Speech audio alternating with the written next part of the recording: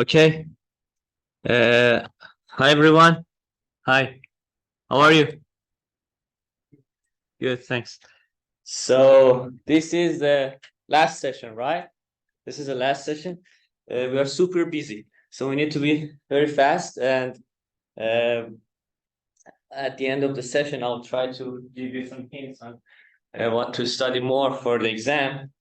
At least what I have in mind. And then yeah, I think it will be a good session, so we'll try to finalize and finish Fuzzy today. Any question? No? Okay. So last session, at the end of the last session, we started fuzzy sets and fuzzy logic, but let's review what we covered.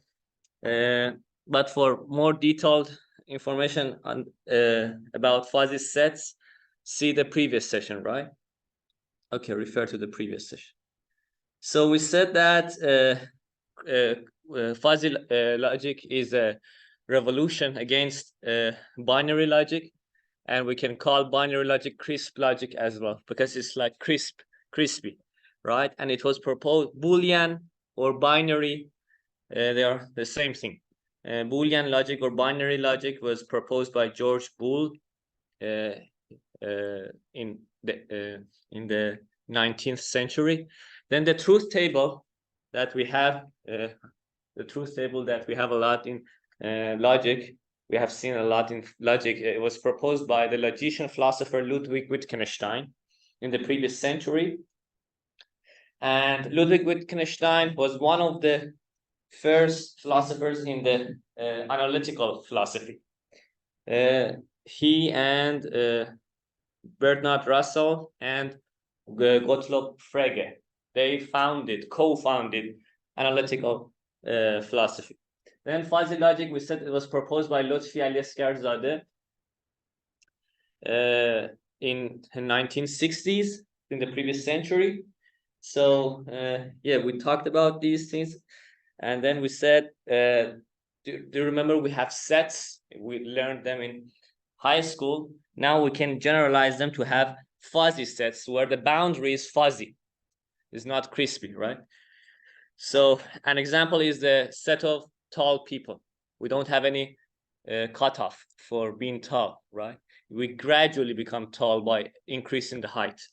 And we also said that we can have a Venn diagram for fuzzy sets. So consider the universe X, which covers everything. And then the fuzzy set is in the universe with a fuzzy boundary, right? Then we introduced a membership function. We said, do you remember in the regular sets, an element either is a member of the set or not member of the set, right? Here we can have the percentage or grade of membership. How much is it a member of this set, right? So it's a value between 0 and 1. 1 means complete membership. 0 means not completely not being a member.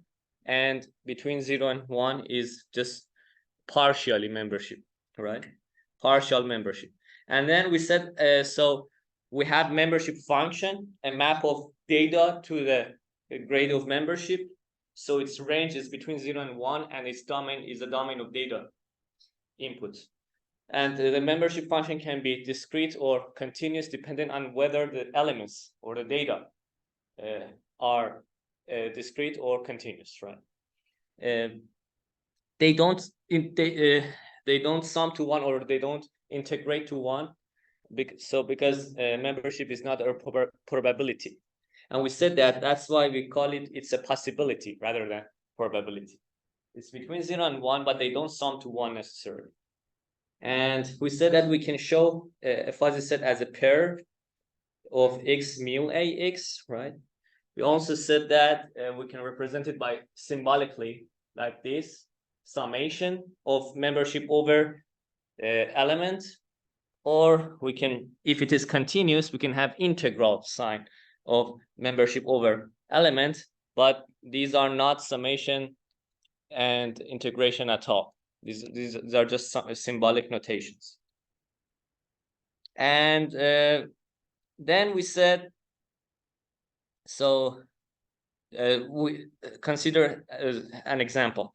So this is the fuzzy set for representing digit 4, right? So digit 4, at 4 it's 1, at 3 and 5, which are closest to 4, their membership function, the membership value is about maybe half, and then 2 and 6 are further from 4, so their membership is 25. 0.25, and then 1 and 7 and etc. The rest is 0. And we said if we don't mention in the symbolic representation anything, it means that its membership is 0. Right. And this was discrete case. We can have a continuous fuzzy set for representing a value, and this value might be integer or float, right? So consider the value a, then this membership function, which is a Bell membership function, is this, right? And at x equals a, its membership value is 1, then gradually it decreases. Feel free to ask me if you have any question. I don't know, there is a possibility that we finish sooner today. I don't know, but so that's feel free to ask me. But if we finish sooner, I will try to review the whole course a bit, so we can organize our minds what we learned. Anyways, so we covered well-known membership functions, and then we said we have triangular membership function, right? So this was triangular membership function, which can be represented as this with 4 parts, because this is one part, this is one part, and this is one part, right? Of course, membership function is its range is between 0 and 1. It doesn't go negative. That's why we can represent it as this maximum of this and 0, so it doesn't become negative. And a is less than or equal to, it's better to say less than. Why? Because membership function is a function. We can't have multiple membership grades or membership values for the same x, for the same input, right? Because obviously an element has some grade of membership, some specific grade of membership.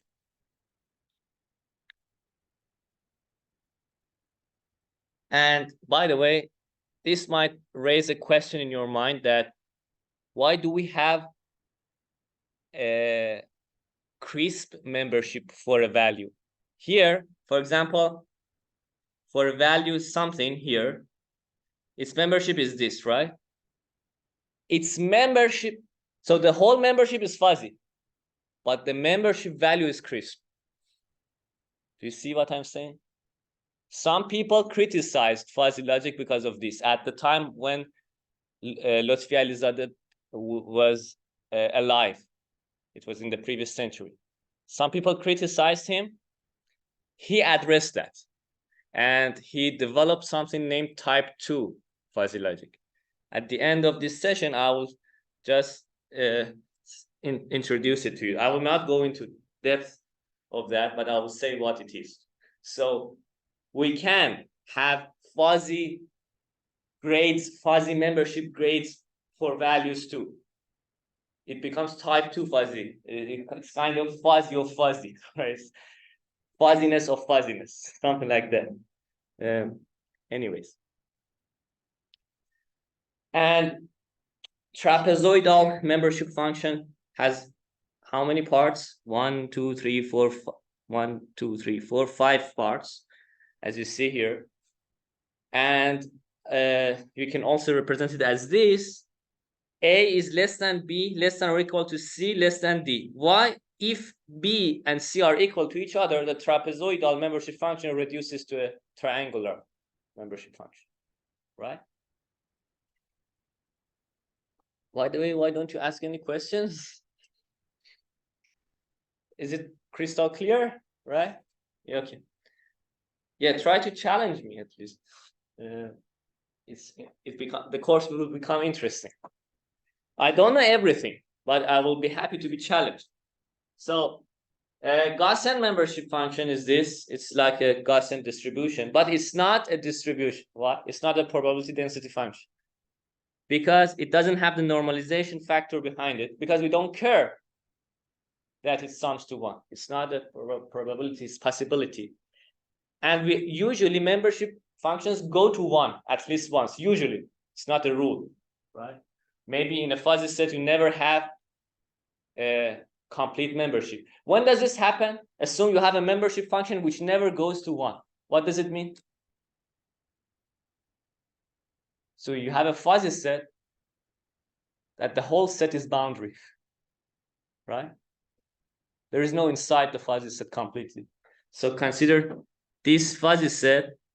Do you remember I had drawn this fuzzy boundary? Then if it becomes like this, the whole thing is boundary, then it never goes to 1, right? Maybe if this part, for one point, it might go to 1, then it becomes similar to triangular membership function, right? But what if it never goes to 1? It goes to 0.9 and comes back. It means that we don't have any complete membership. But it's a bit weird because at least for some things, we usually have complete membership. That's why I'm saying that usually membership functions go to 1, at least in one value.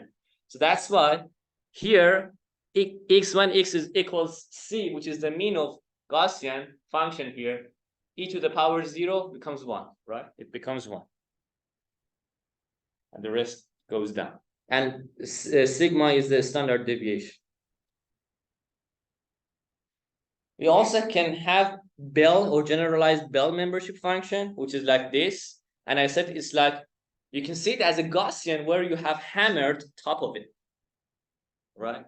So the top becomes flattened a bit. But its behavior is different from Gaussian. So it's like this, and it is controlled by 3 parameters, A, B, and C. Both A and B control the slope of going down and also the heaviness of the tails. And C is the mean. Also, A controls how much flattened it is at the top, how much hammer you have used, right? And then I said by change of A, B, and C, you will see different changes in the Bell function. Here, there are some examples. And I said, what did we say here? We said that each of these have pros and cons. The triangular and trapezoidal functions, they are linearly, piecewise linearly, right? Piecewise linear. So it's easy to calculate them, right? But Gaussian and Bell functions are hard to calculate because you need to put them in the function. But I think this, at least this benefit of triangular and trapezoidal is not a big issue in nowadays computers, but at least in exams, triangular and trapezoidal are easier to compute, right? Anyways, and the cons of triangular and trapezoidal is that they are piecewise linear. As a result, at the junctions of the pieces, we are not smooth, so it's not necessarily good for optimization. If you want to use the fuzzy logic in optimization, then you might face some problems. You might be wondering, where do we use fuzzy logic in optimization? There are some works, I will let you know at the end. There are some works which have combined neural networks with fuzzy logic. That's called ANFIS. Okay. So we know that neural network is gradient backpropagation or gradient descent chain rule. So gradient neural network has optimization in it. Then when you use it with fuzzy logic, then you need to take derivatives of the membership functions, right? So in those cases, you might want to use smooth membership functions, which are Gaussian and Bell functions, right? For example. But also you might be wondering, what we said was continuous membership function. I remember I said you can quantize it, so it becomes like a discrete distribution, like this, right?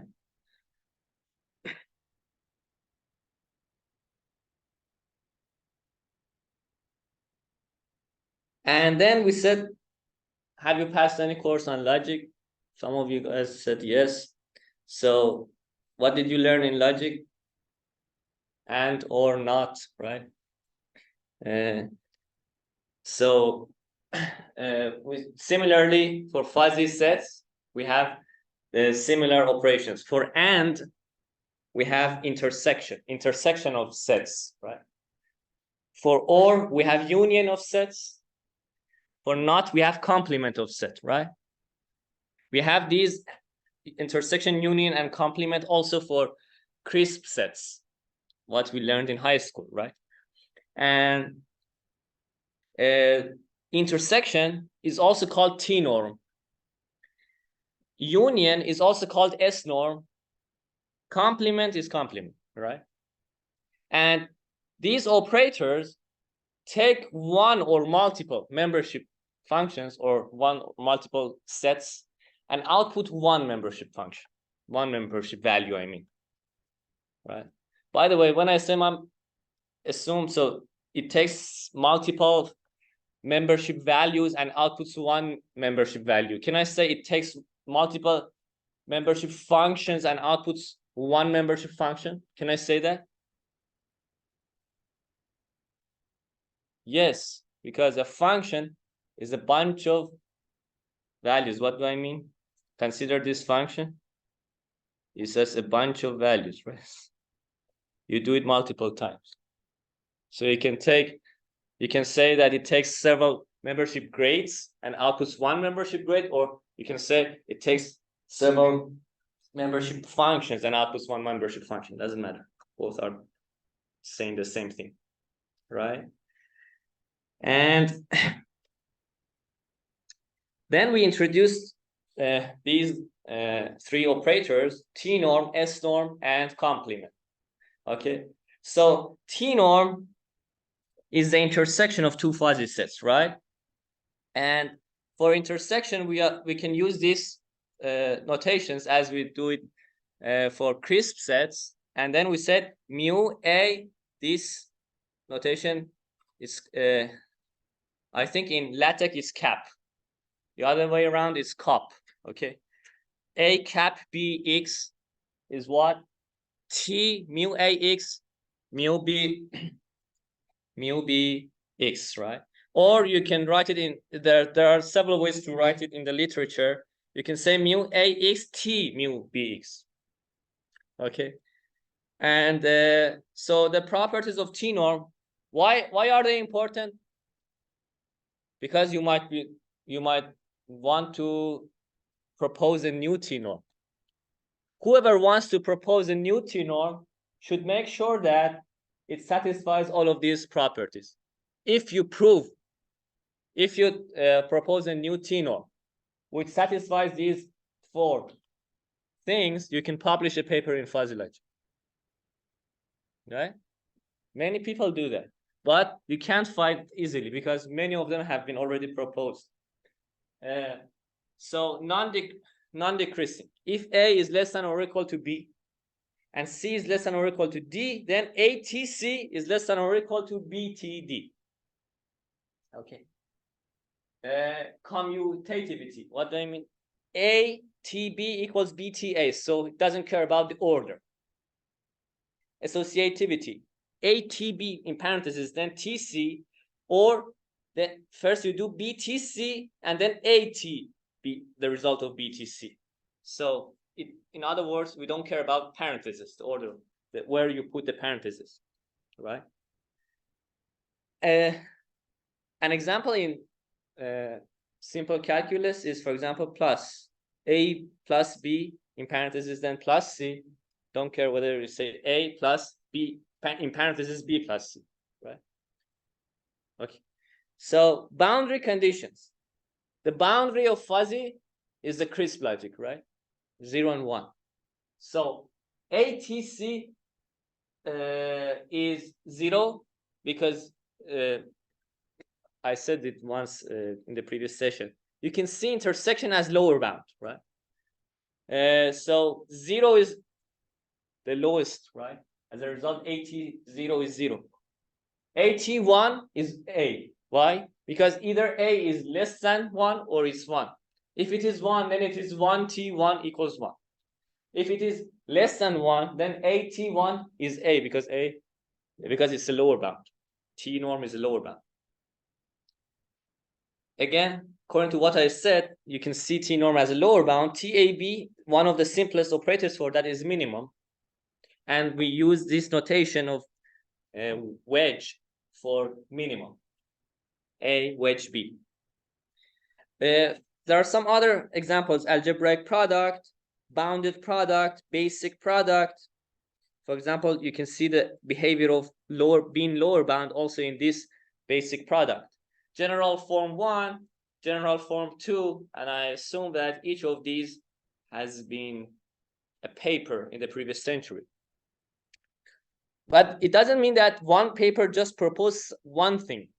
They usually, if you read the papers in fuzzy logic, they might propose several things in the same paper. One of them might be a new T norm. Okay. So yeah, we talked about it, and the most common T norm is a mean operator. Today we'll see that in Mamdani fuzzy inference system. We'll see that they use mean operator usually. Okay, and it works well. So you might be wondering, why do we have algebraic product? You remember I said fuzzy logic is not just in engineering. It has been used in pure mathematics too. If you go to pure mathematics departments, some people work on fuzzy logic. It has even gone into category theory. Category theory, I think some people in algebraic topology work on fuzzy logic. Can you believe that? Algebraic topology is hand in hand with differential geometry. Some people who are in general relativity also work on algebraic topology. So it has gone into those fields too. S norm. It's a union of two fuzzy sets denoted by this cup S mu A x mu B x and mu A x S mu B x. The properties of S norm are non-decreasing and commutativity, associativity, and boundary conditions. And you can see S norm as kind of an upper bound, right? So the simplest one is maximum operator with V notation. And we have also algebraic sum, bounded product, basic product, general form 1 and general form 2. Of course, the most common S norm is the max operator. We have complement as well, which we can denote it by, we can denote the complement of fuzzy set A by A bar. So if the set is crisp, assume this is the universe, this is the set, this is the set. What is its complement? Yeah, and everything outside of it is complement. Now, now let's consider a fuzzy set. So it is A, it has a boundary, a gray boundary, right? What is its complement? Again, outside of it, but in the boundary. So for example, how can I draw it? In this boundary, do you agree that the slope is like this? It goes up, right? Toward A. The complement is the other way around. It goes down toward A. And it's like this. So everywhere outside is membership 1. Then it goes down. Here it's membership 0. It's complement. It's fuzzy complement. You see that? Okay. We can denote it by CO. Why do I use CO? Because I'm using C for another thing. We'll see it in a few slides. Okay, and the properties are non-increasing because it's the other way around. So it should be non-increasing, not non-decreasing. It's involutive. What do I mean? You can go back. What you do, you can regret and go back. So complement of complement cancel each other.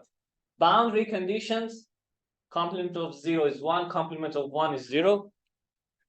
And we have some complements such as regular complement, which is 1 minus something, because we know that the output of complement is a membership grade, right? And a membership grade is between 0 and 1. So A is a between 0 and 1, and 1 minus a is also between 0 and 1.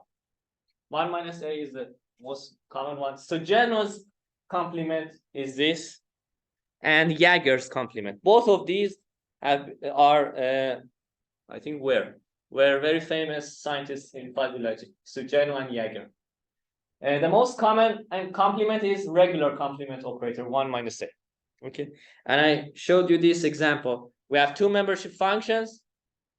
So its S norm is its upper bound. There's upper bound, maximum, right?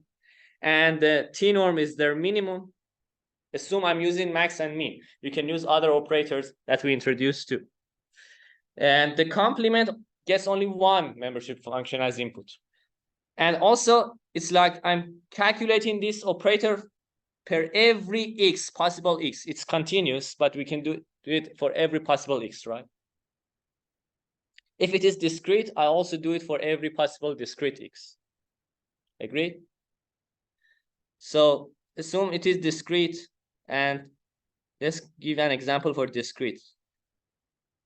It's 0.5, 0.7. Its complement becomes 0.5 again, 0.3. Right? Assuming that I'm using regular complement. Yeah, now we start this session. Operations on single fuzzy sets. So we covered up to here in the previous session. There exist some other operations for fuzzy sets, some other ones. What are they? Height or model grade, support set, alpha cut, measures of fuzziness, set dilation, and contraction. Okay, let's see what these are. So height or modal grade, what is it? It's the maximum of its membership function. The maximum. So do you remember what was supremum? Recall preliminaries of this course. What was supremum? You don't remember? Recall 3 months ago. Yes. What? Exactly. So it's, thank you. So it's maximum, but in the limits. What do I mean? So every maximum is supremum, but not every supremum is maximum. But so this is a supremum. This, right? This is also a supremum. This. But this is both supremum and maximum, but this is only supremum. It's not maximum. It doesn't have any maximum because it never reaches that, right? Likewise, we have minimum and infimum, right? We talked about it in preliminaries of this course. So supremum or maximum of mu ax with respect to x, right, is the height of A. In simple words, the maximum of it, or is the supremum of it. So if the membership function goes to 1, at least in some 1 point, the height is 1, right? Or the modal grade is 1. The value of x, we also have some argmax or argsupremum, right? At which x it becomes maximum. Then this is called the modal point or modal element value. By the way, I'm not making this up. These are in the literature, okay?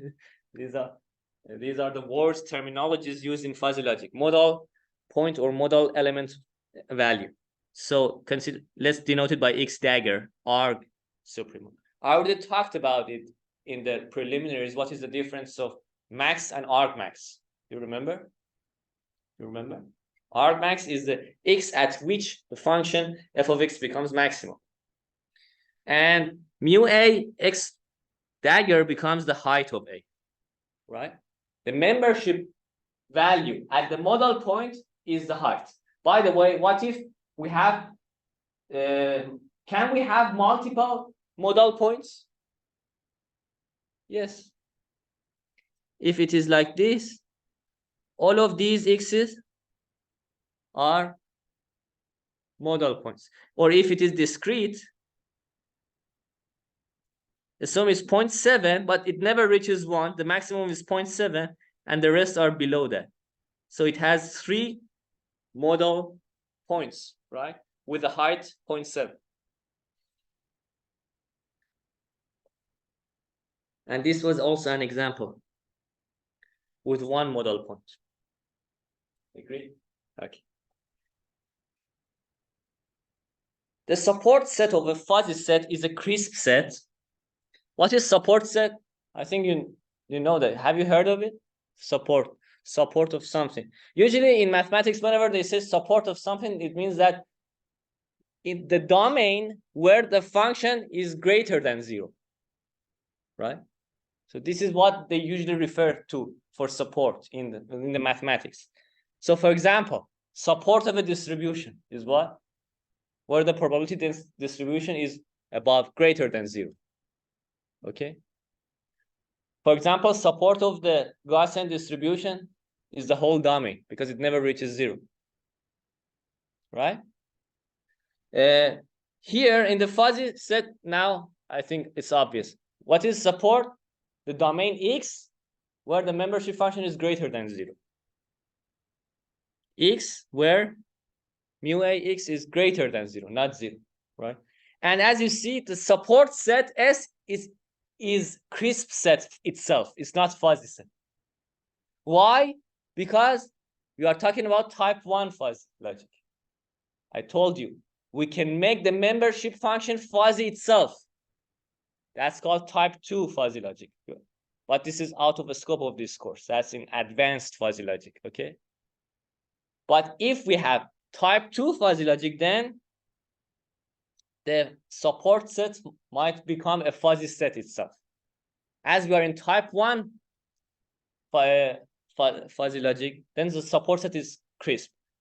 Let me clarify it a bit more. Assume this is a membership function, right? This is the support set. It's a crisp set. In type 2 fuzzy, it might be like this.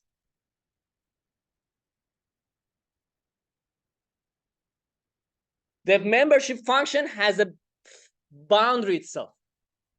The membership function for being a member of a fuzzy set is a fuzzy set itself. It's a fuzzy membership function itself. It has a boundary. Then, do you agree that the support set will be something between this and this with some boundary? In this case, in type 2 fuzzy, the support set becomes a fuzzy set. But in type 1 fuzzy, the support set is a crisp set. Okay. Whatever we are talking in this course is type 1 fuzzy. Okay. The alpha cut of a fuzzy set A is a crisp set denoted by A alpha. Okay. Yes. Which one? Did you understand the height? So the support set is the domain X where the membership function is greater than 0. It's not 0. So I said, I think I shouldn't have said it right now. I should have said it at the end of this session. But anyways, let me say it very quickly. In the previous century, some people criticized Zade, said that you're proposing fuzzy logic. Fuzzy logic is supposed to be fuzzy, but the membership function is crisp. See, you need to become a bit deep into it. Membership function represents some fuzzy sets, right? But why is it itself crisp? See, you have a fuzzy set. For being a member of this fuzzy set, you can have a membership function. But who says that the membership function should be crisp? The membership function can be fuzzy. In other words, you can have a fuzzy logic for fuzzy logic.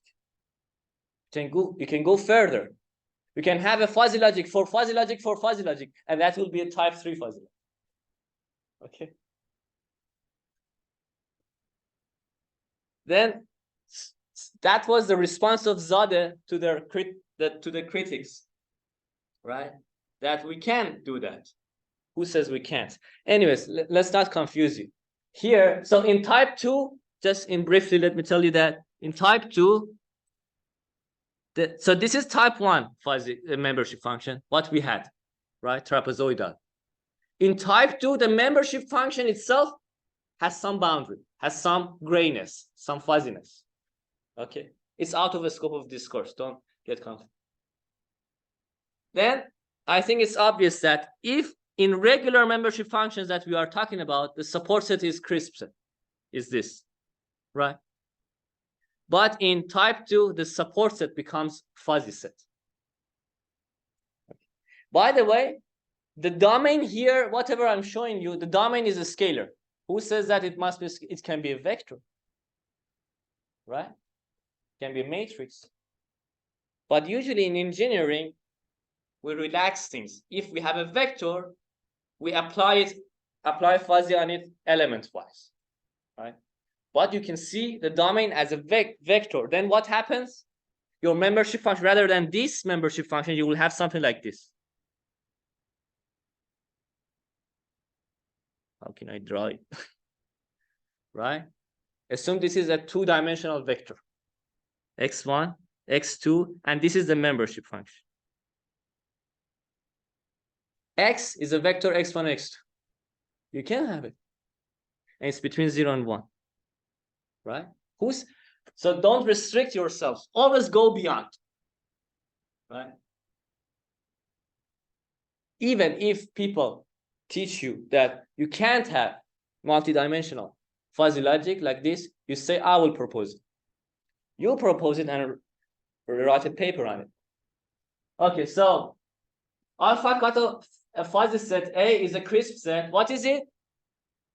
Simply, whenever the membership function is greater than or equal to alpha. Okay. Then that domain X, it becomes the alpha cut. What do I mean? Consider this example. I think by this it gets obvious. So this is the membership function. The support set is this. You see that? This domain. Okay. Here it is one-dimensional because X is a scalar. Then what is alpha 0.2? Sorry, I mean, if alpha is 0.2, then A 0.2, because this was A alpha, right? A 0.2 means alpha is 0.2. What does it mean? Simply wherever the membership function is above this 0.2. Can you tell me what it is? It's this set. Sorry. It's this set. In other words, this set. Do you see that? This is A 0.2. Okay? And what is mu AX? Is wherever how can I pronounce it? Mu A alpha X is wherever mu AX is greater than or equal to alpha. It's 1, otherwise it's 0. Okay? So we have introduced 3 things. Let's see them one by one in this example. This is a membership function.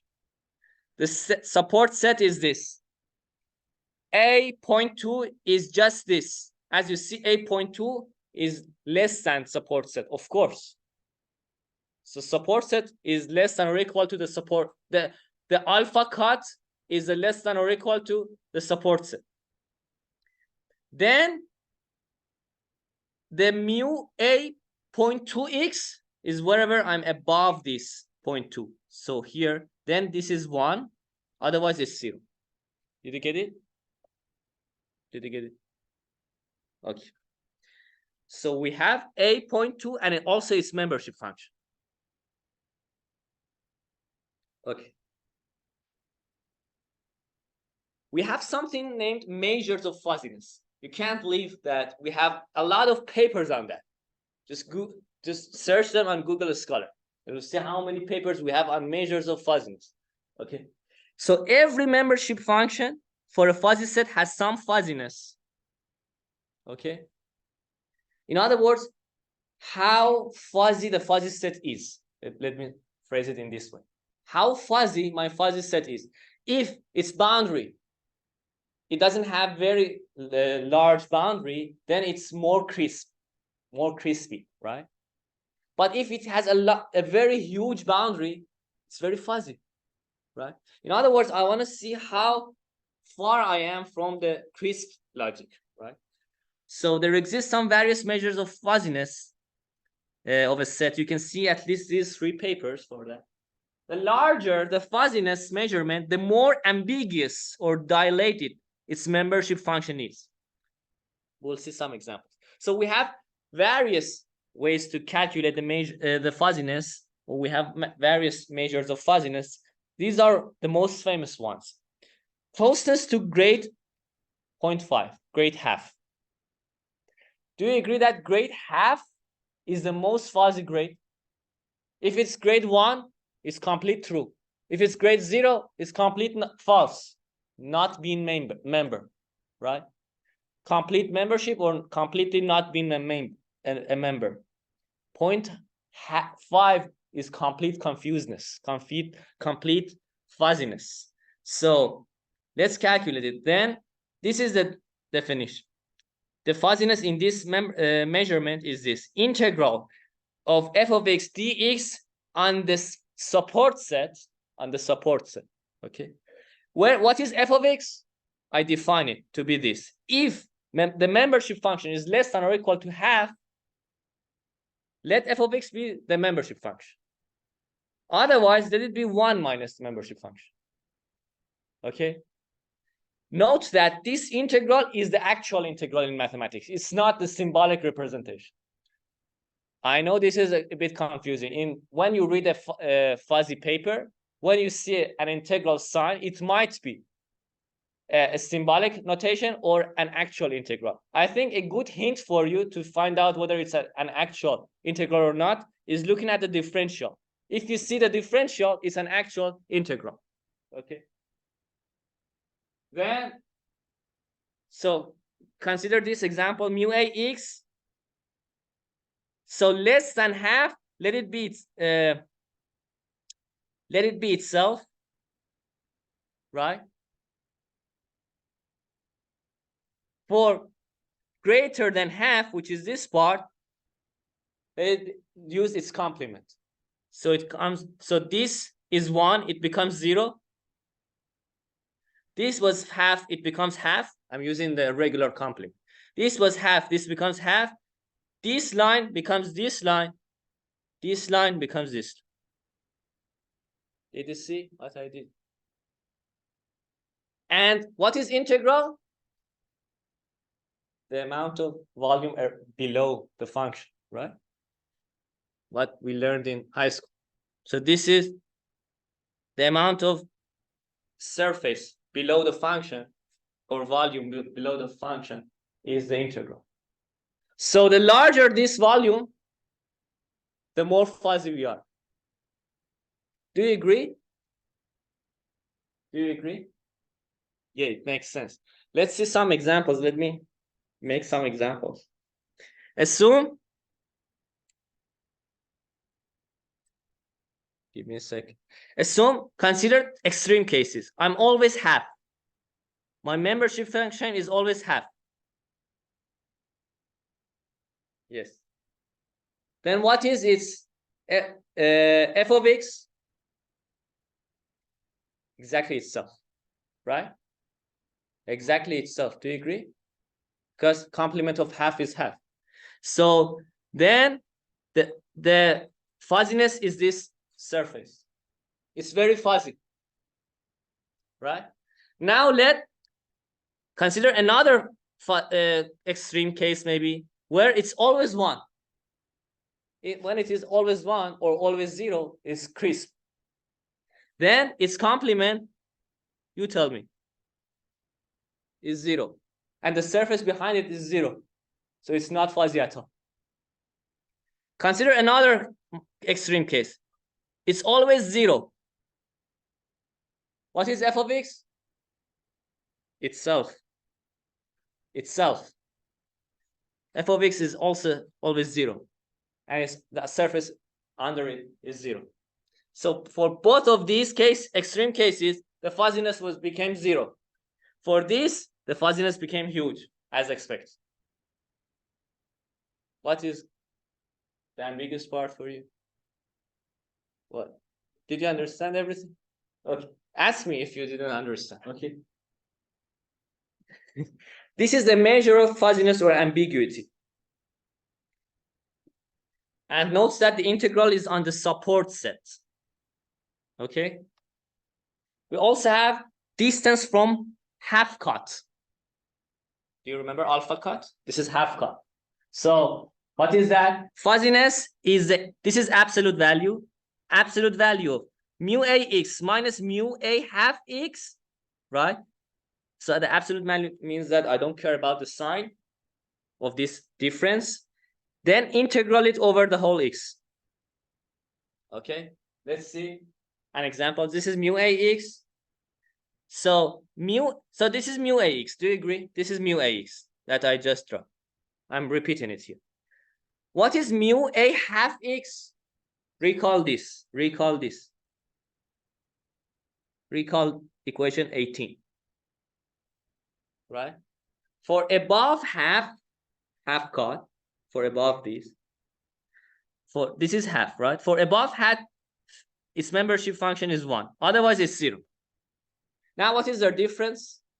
Regardless of the sign, you get, and you also are integrating. So what is this? Integration of this absolute value of this difference basically means calculate the surface between the two functions.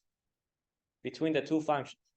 So these are the two functions, and this is the surface between them. Right? And now you can consider the extreme cases. Let me think. I don't know how much time we have, but we can give some examples. Maybe one, extreme case 1. Then mu ax is this. What is mu half x? Mu half x is, give me a second to think. 0, right? Am I right? It's 0. Yes. No, it's 1. It's 1. It's 1. Sorry, yeah. It's 1. So mu ax, in this case, mu ax and mu a half x are equal to each other. And the difference between them is 0. Another extreme case. Its membership function is always 0. So this is mu ax. What is mu half a half x? 0 again. 0 again. Again, their difference is 0. Because they are completely crisp. Do you see that? Another case, this is inverse, another measure, is inverse of distance from the complement. It's this. Integral of absolute value of, actual integral, I mean, on the whole x, mu ax minus mu a bar x. Right? A bar is the complement of a. So let's consider this example, mu ax. So this was mu ax, right? And what is mu a bar x? Completely 1 minus that. I'm using the regular complement. It's this, and again the distance between them is the whole thing, right? You sum the surface between them. Extreme cases, if it is 1, always, its complement is 0. No. So it's complement, but mu a complement. What is that? Let me think. So give me a second to think. Let me think. Yes.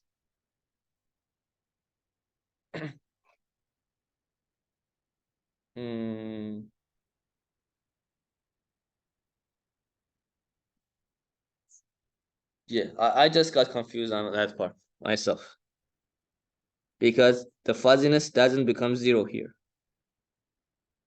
I need to think about it. Do you have any comment on that for the extreme cases?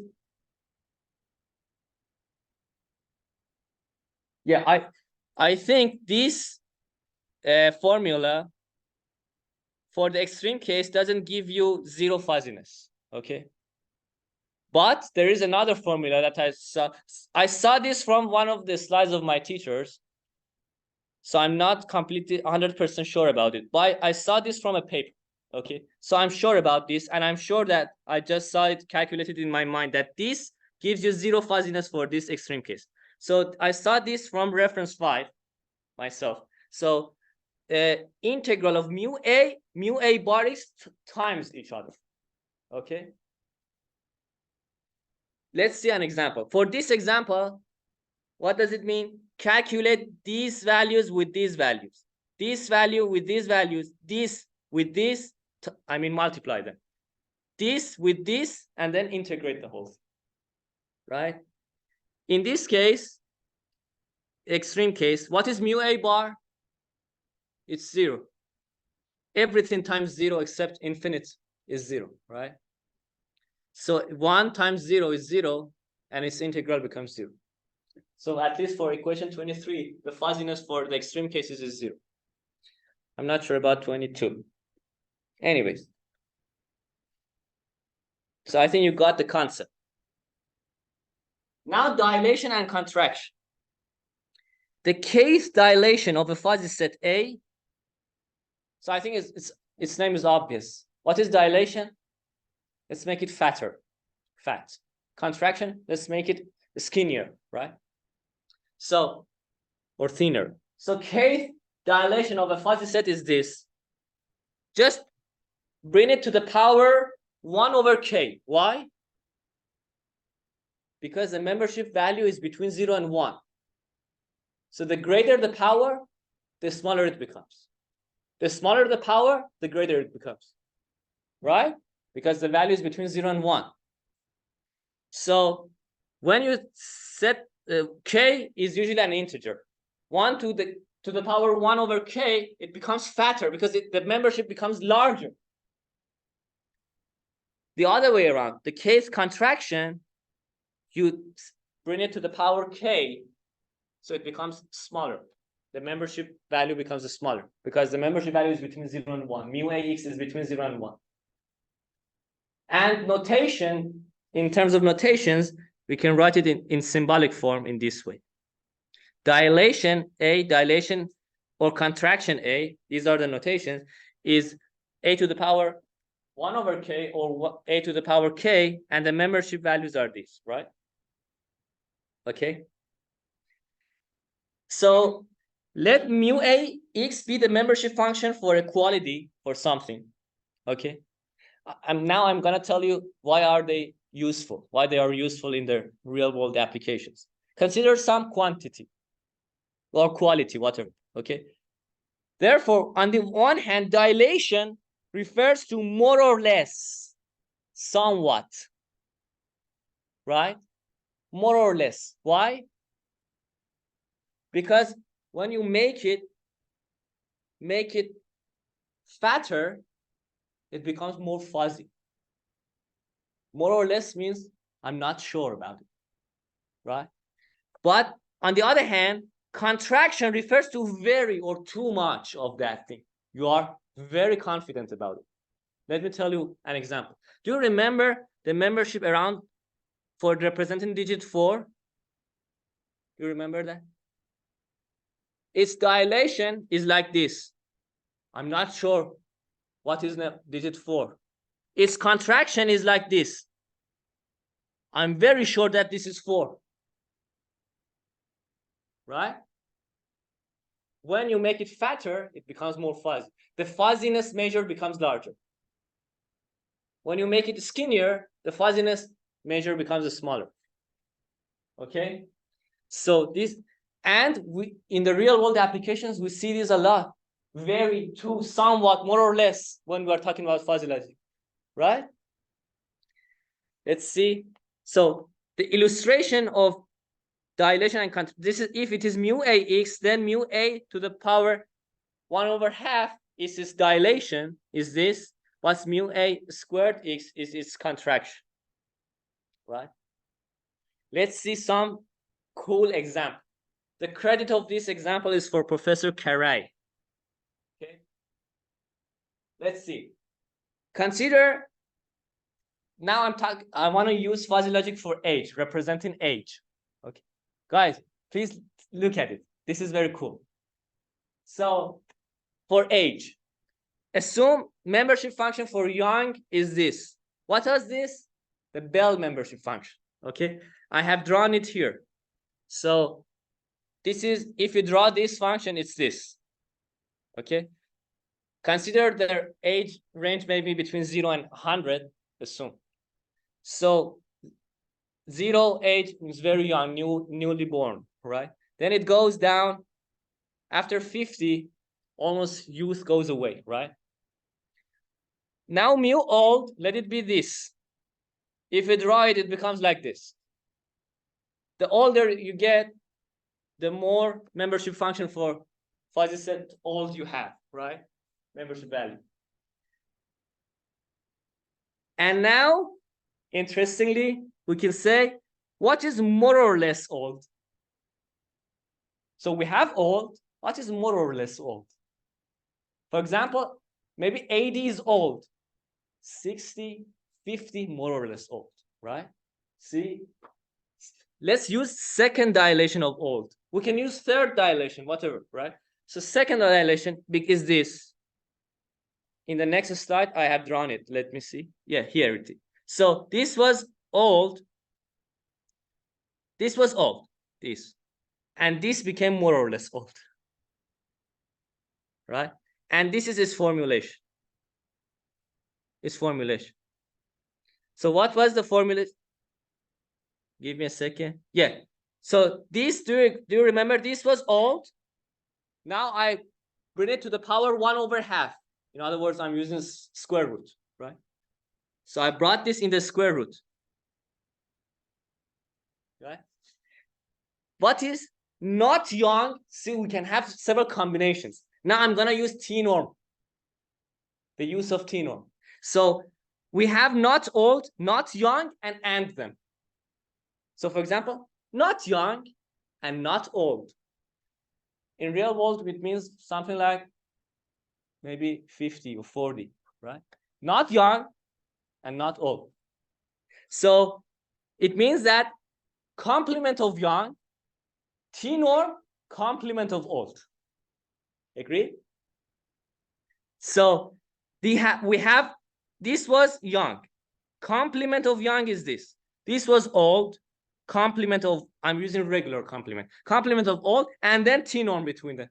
We can use minimum operator, regular T-norm, right? Let's see how it becomes this function. Interesting. As you see, around 50 it peaks, right? Okay. Now the other case, too young. Can we say too young? Yes. Age 5, age 4, too young, right? So what should I do? This is young to the power 2. I'm using contraction, right? Let's see how it comes. This was young. This is too young. As you see, too young goes down sooner, of course, right? What about, by the way, if we calculate the dilation of young, it means that more or less young. Then it becomes like this, right? Goes down like this. Okay. So now, another cool thing, young, but not too young. We see these statements a lot in humans' language. Young, but not too young. Such as 15, teenage, or 19, right? Young, but not too young, not 7. So young and not too young. So we have young. First, we need to calculate too young using contraction. Then its complement, not too young. Then their T-norm. Agree? So this was young. Too young. Sorry. This was young. Give me a second. This was young. Too young should be contract. I think I have I forgot the power here. Just give me a sec. Maybe to the power 1/2, right? I have forgotten the square root, sorry. Right? I apologize, okay? 2, so contraction, am I right? If I'm wrong, correct me, please. 2 yang, then its complement also have yang here, then their tenor. If you draw it, it becomes like this. Very interesting. Do you see this membership function that I'm going on? Interestingly, it peaks around 20, 19, 18. As you see, around 5, 7, 10, its membership is almost 0 because it's too young. Interesting. So it's very cool, right? So now you see the power of fuzzy logic. It can model what we say mathematically, right? Operations for relational fuzzy sets. By the way, this is the beauty of fuzzy logic, the revolution of fuzzy logic against binary logic. Binary logic says fuzzy logic says that binary logic cannot model what we usually use in real world life mathematically, because we usually use approximate reasoning in our conversations, in our reasoning, right? So there exist several operations for the relation of fuzzy sets similar to the relation of crisp sets. Now, relation of fuzzy sets. Set inclusion, set equality, implication if then, extension principle, I will tell you what these are, projection, cylindrical extension. Okay, let's see them one by one. Set inclusion. In crisp sets, a set either is a subset of another set or not. Do you agree? Subset. I'm talking about subset. Now I can have partial subset, right? So partially, a fuzzy set can be a partially subset of another fuzzy set. And you know that fuzzy set is a special case of, crisp set is a special case of fuzzy set, right? You know that, right? Crisp set is a special case of fuzzy set. The grade of inclusion for the partial set. So now we can have grade of inclusion or grade of being subset. So its membership function or grade of being subset is that what? I think it's obvious to guess. If mu ax is less than mu bx, it is 1. Otherwise, it's their tenor. Right? What about, so this was a strict inclusion. What about this one? It can be equal also to the set. So if it is less than or equal to, rather than less than, I use less than or equal to. It's 1, otherwise it's their tenor. Yes. Yeah. What? Tenor is like minimum, for example. It's an operator. We introduced tenor, right, in the previous slide. And I think it makes sense because inclusion, you can see it as kind of lower bound, right? Kind of, right? Because this is included in this, and you can see it as a lower bound. Included, okay? So a fuzzy set A is completely included in another fuzzy set B if this happens, if and only if. So A is completely a subset of B if mu ax is less than mu bx for all x. Mu, or if it is, it can be inclusively subset of B if it is less than or equal to mu bx for all x. Right? Examples, consider mu ax, mu bx. What is this mu a being a subset of mu bx with this? You tell me. So I'm using equation 29. If mu ax is less than or equal to mu bx, where is it? Here it is larger. Only this part. This part is less than or equal to mu bx. Agreed? That's why from this point until D, assume the range is until D. Assume the range I'm talking about this range. But if we go further, this goes further as well. I'm assuming that the domain of X is until D here. Okay, then it's 1. And for the rest, like here, mu AX is greater than mu BX. So I need to use the T norm of them. What is the T norm? The lower bound. What is the lower bound? Mu BX here. This. Agreed? Did you see what I did? Right? Okay. Set equality. The equality of two fuzzy sets is a special case of set inclusion, of course. Right?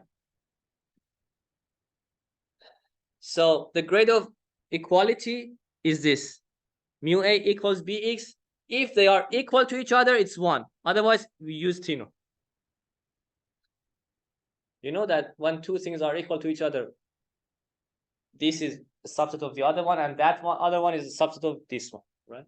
That's why we say it's a special case. So, okay, here A equals B if and only if mu AX is equals mu BX for all X, right? Example, consider this is mu AX and this is mu BX. Assume the domain of X is between A and F, okay? Then let's use this equation 32. So for whatever they are equal to each other, which is between D and E, the membership function is 1. Otherwise, we use the T norm, the lower bound. Right? The minimum. I'm using the regular minimum operator. You can use other operators for T norm. Here I'm using minimum.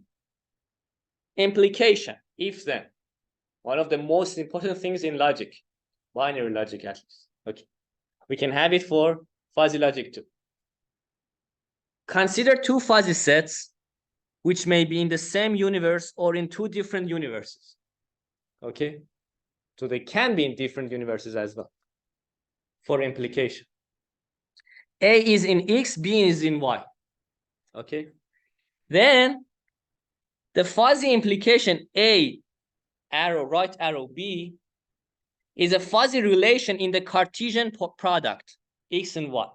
So Cartesian product, whenever we have, don't get panic or something, it's very easy. So whenever we have relation, or how should I say, pairs of two things in mathematics, we can consider a space of having both of them together, okay?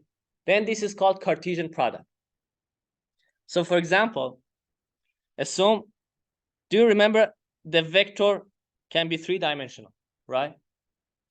The vector can be also be 2-dimensional. Agreed? X1 and X2. Agreed?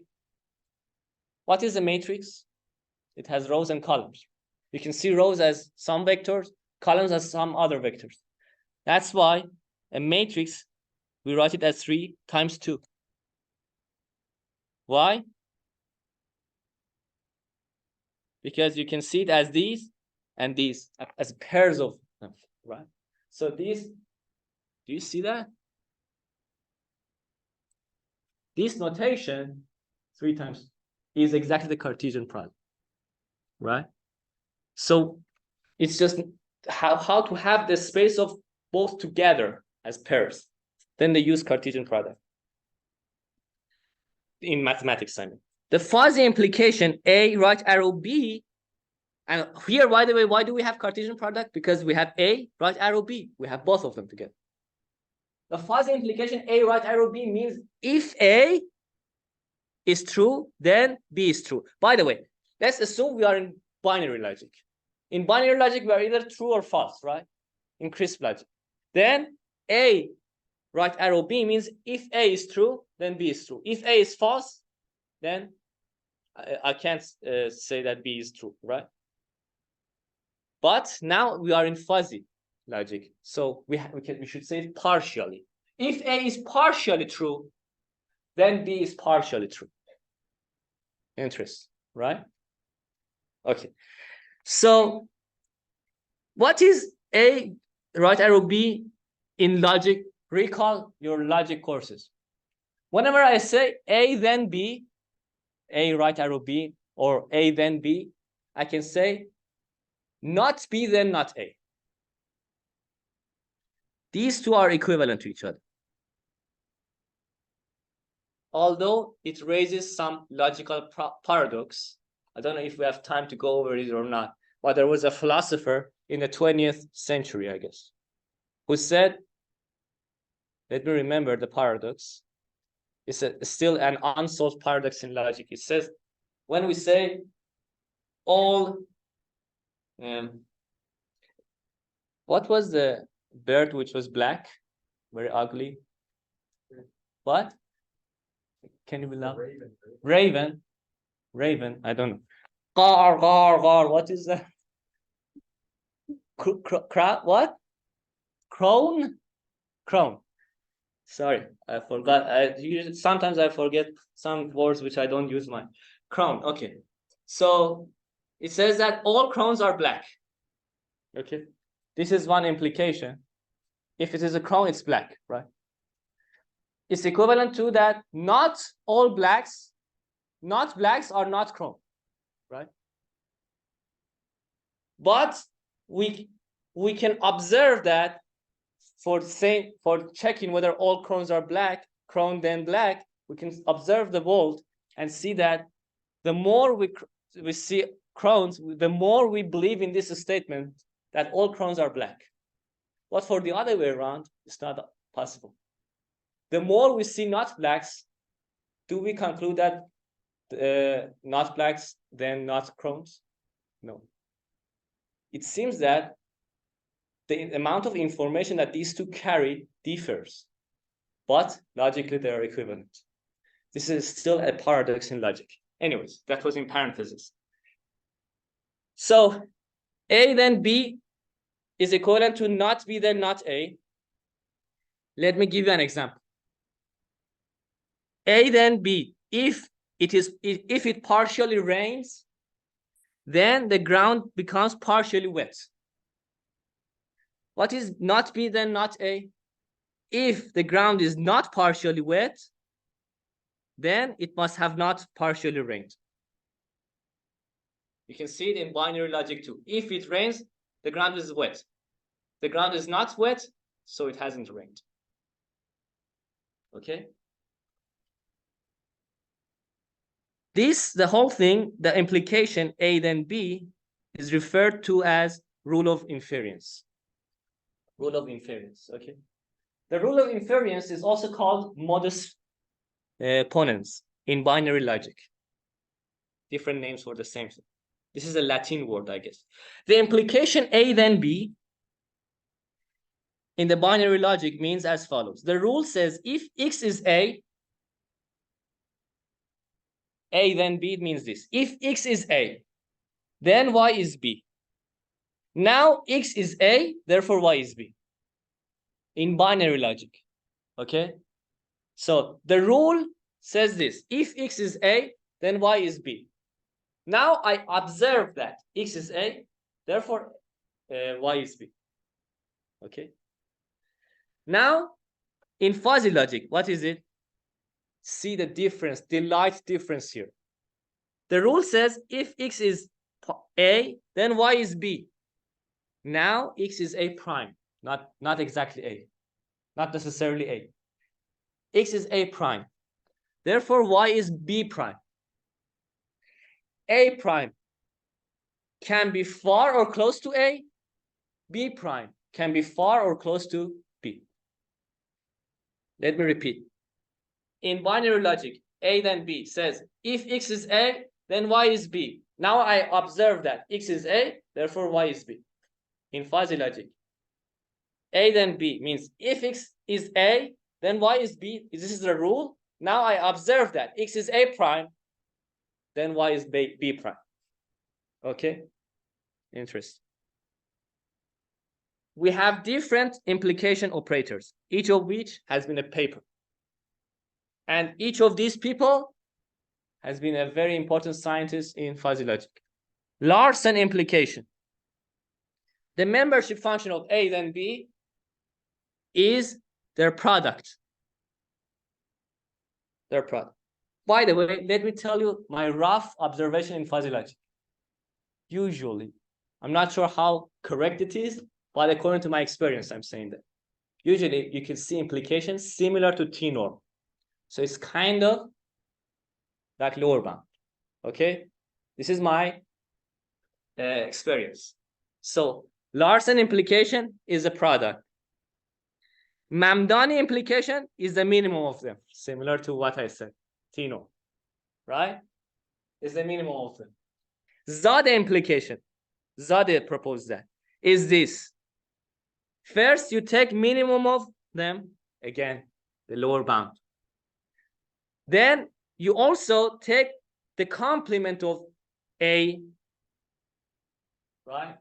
Then take the maximum of them. There's S norm of between these two. Okay? This is what's that. And each of them has some proof. It's not just this said it out of nothing. Okay? DNS raster implication is this. The complement of A, then B, the maximum of them. Okay? Then Lukaszewicz implication. This, what is this?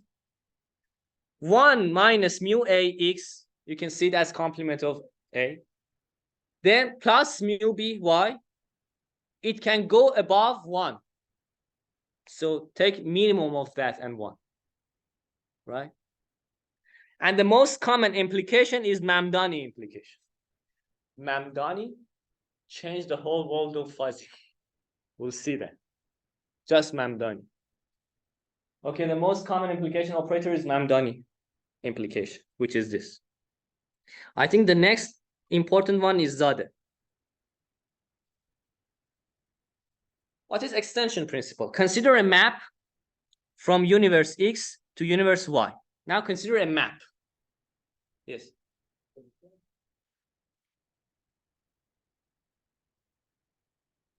What? No. For complement, I specifically was aware of that. For complement, I used a bar. Do you remember?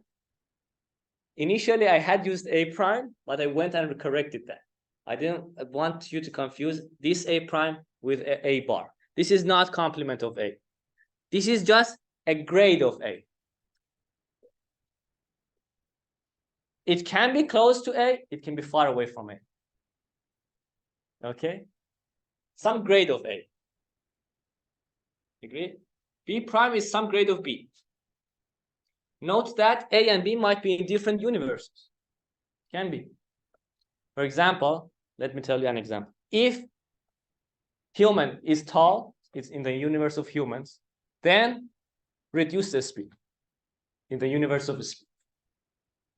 This is a rule, implication, but in two different, A and B are in two different universes. Okay? They can be in the same universe. If the human is tall, then the human is kind. The universe is human in both cases, in this case, in this example. Okay, where were we? Extension principle. So consider a map. You know map, right? You know function is a special case of map. Consider a map between universe X and Y. Let A be a set in universe X, is this. Then B, let it be the map applied on A in the universe Y. Then what happens? It becomes this, interestingly. So Y1 is fx1. Y2 is fx2 until Yn is fxn. In other words, Yb, Yi, mu b, Yi is mu a. Sorry. So far I talked about this, but I use its own membership. In other words, let me rephrase it. X1, its membership is mu a x1. So Y1, its membership is also mu a x1 because Y1 is f x1. Did you get it? Did you get it? Or should I repeat it? X1 is mapped to Y1, but membership function remains the same. value is mapped. Agreed? X1 is mapped to Y1 using this. Its membership function is the same. Xn is mapped to Yn. Its membership function is the same. Its membership value, I mean. Agreed? Things obvious. Now I talked about this part too. Okay? But there is a but. What if this map is many to one? So this was for 1-to-1 map. If it is a many to one map, then what happens? X1 and X2 might map to Y1, the same thing. Then what do? So for there exists X1 and X2 which are not equal to each other, but their Y1 and Y2, their maps are the same. Means that there are many to one, right? In this case, take the S norm of them, their membership functions, their membership values. I give you an example. Okay? This is an example. This is a discrete membership function. Okay? Let's use this map. X to X squared minus 1. This is a many to one map. Okay? What happens to B? You tell me. First, let's do what we did here in equation 40. Let's do that. So 3 maps to 3 to the power 2 minus 1. 8. Sorry, I apologize. Minus 2. I think I'm getting tired. Minus 2 to the power 2 minus 1. 4 minus 1, 3. It becomes 3, right? Its membership is the same as before.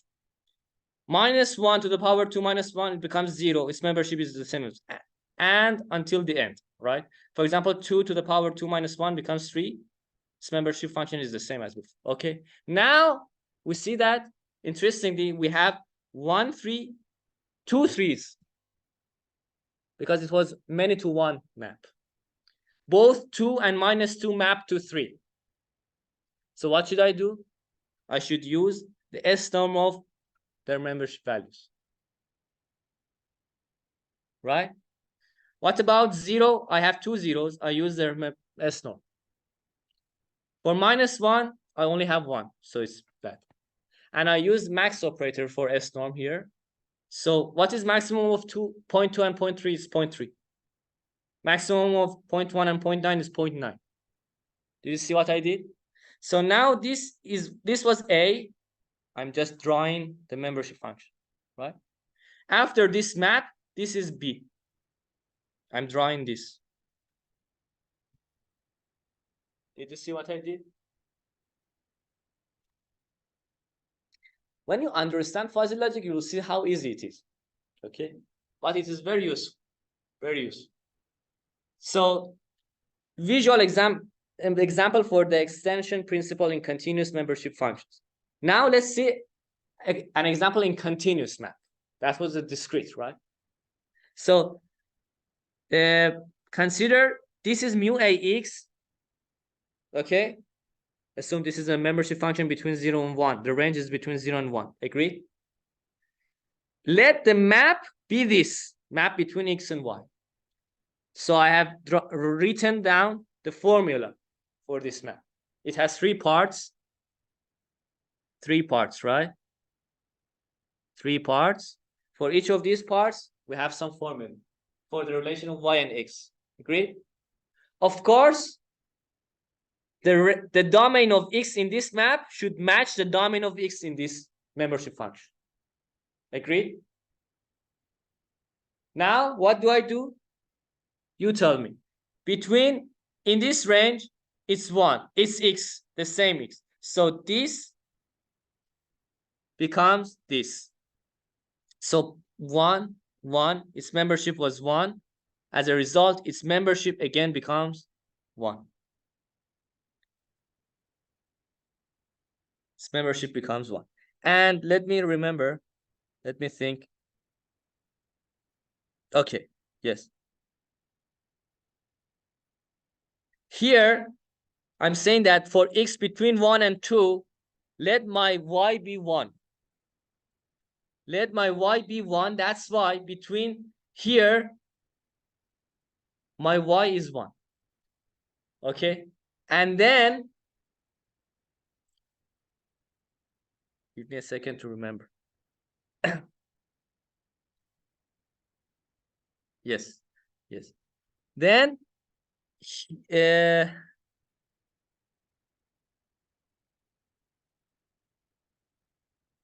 oh yes, yes, yeah. Okay, okay. I need to explain it again.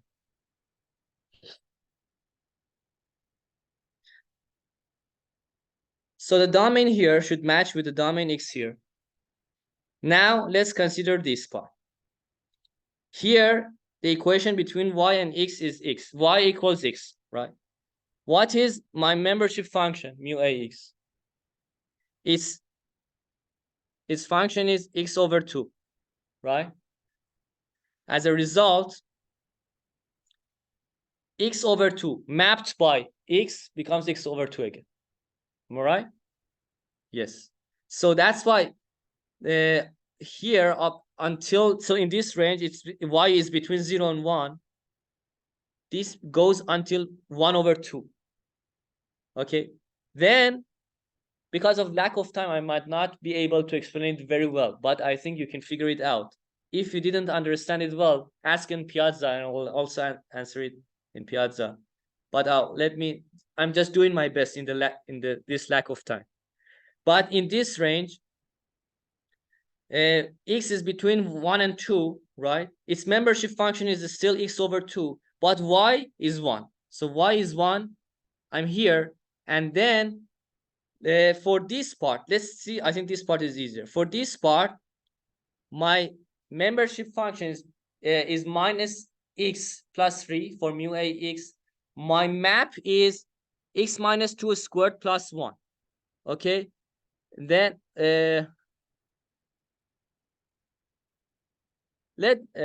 sorry, I think I'm tired. By the way, I didn't look it up from anywhere. I designed this example myself. I just can't remember what I did when I designed it. But I just, as far as I remember, I just put these points in the equations and I just found the map. Okay, you can see the flow of what I did. From here, I have this map. Using this map, I mapped this to this. Okay, let me tell you what I remember now. So domain is between 0 and 3 for x. Of course, in this map, domain should be between 0 and 3.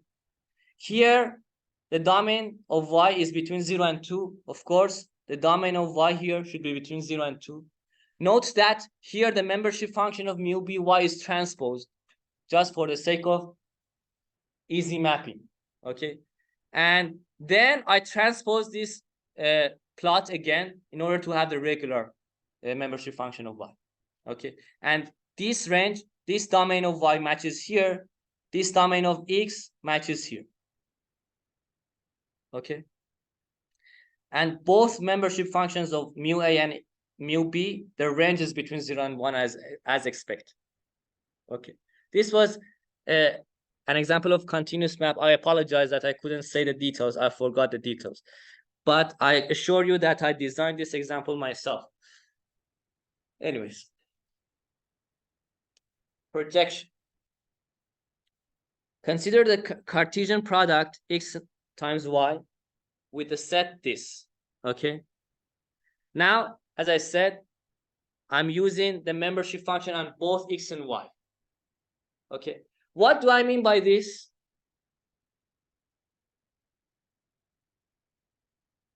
My input of membership function is a two-dimensional vector. In other words, do you remember I drew this?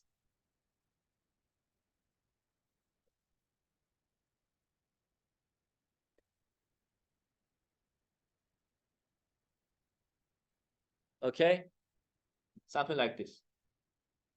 You understand what I'm saying, right? And then where the set can be the set can be implication or relation between x and y, doesn't matter. Okay, then we can project. Do you agree? I have this. Can I project it onto this plane? the whole thing? Yes. Can I project this onto this plane? Yes, I will give you some examples.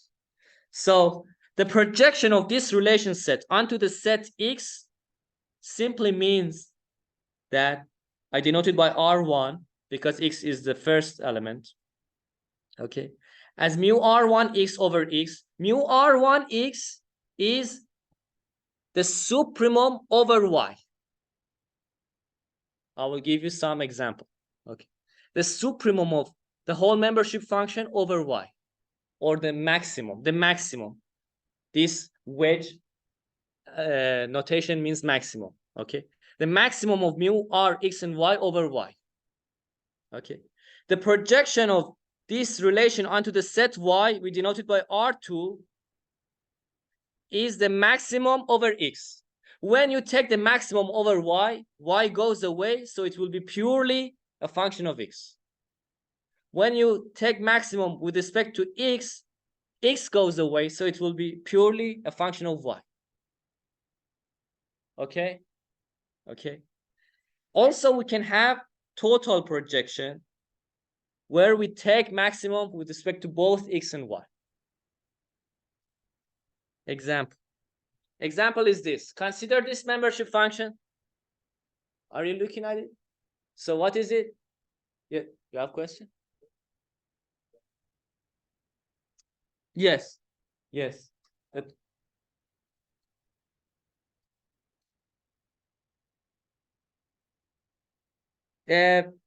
It will not be a function of X and Y. You're right, I guess. Yes, it will not be. Thank you.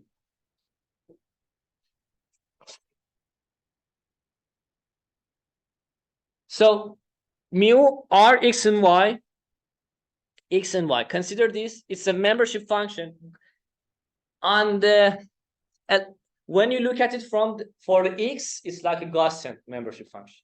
When you look at it for Y, what do I mean? When you look at it for X, your eye is here. It's like a Gaussian membership. When you look at it for Y, from this eye, it's like a uniform membership, like this, right? Uniform membership. As a result, when you project it onto the X, it's R1, it's like Gaussian. So basically, you project the whole thing onto this plane. This plane becomes this. When you project the whole thing onto this plane, it becomes this, mu R2. Did you understand how easy it is? And do you agree that I did maximum operator? When I said I project this onto this plane, what did I do? I took max over Y, different Y's that I had. Why? Can you tell me? Let me give you an example of why you understand why we need maximum. Assume this Gaussian goes down and up again, like what we put on horse. Do you see that? A bunch of Gaussians go down. First it's large, then goes down, then goes up. Okay? Its maximum, its projection will be still the same thing, because the maximum is this, not this one. Did you get it? Take maximum. That's why maximum is important to you. What is the projection of this onto Y plane? What is mu R2? In this case, it will be like this. Agreed? Right? A numerical example. This was a visual example. Numerical. Assume R is this. R is a membership function, two-dimensional, right? You can see it as a matrix, right? What is R1? Take maximum over columns, over Y. So maximum of these is 0.8. Maximum of these is 0.9. Maximum of these is 1. What is R2? Take maximum over X, over rows. Maximum of these, you tell me, is 0.5. Maximum of these is 0.9. Maximum of this column is over rows is 1. Maximum of this column over rows is 0.9. You can write it as in this way. Why did I write it in this way? Because you remember I said in mathematics, we usually consider vectors as column vectors. That's the reason. And this is transpose, by the way. Transpose notation. Then what is RT1? What is the total projection? You tell me. Maximum over the whole matrix. Over both rows and columns. The maximum is 1 here. Did you understand?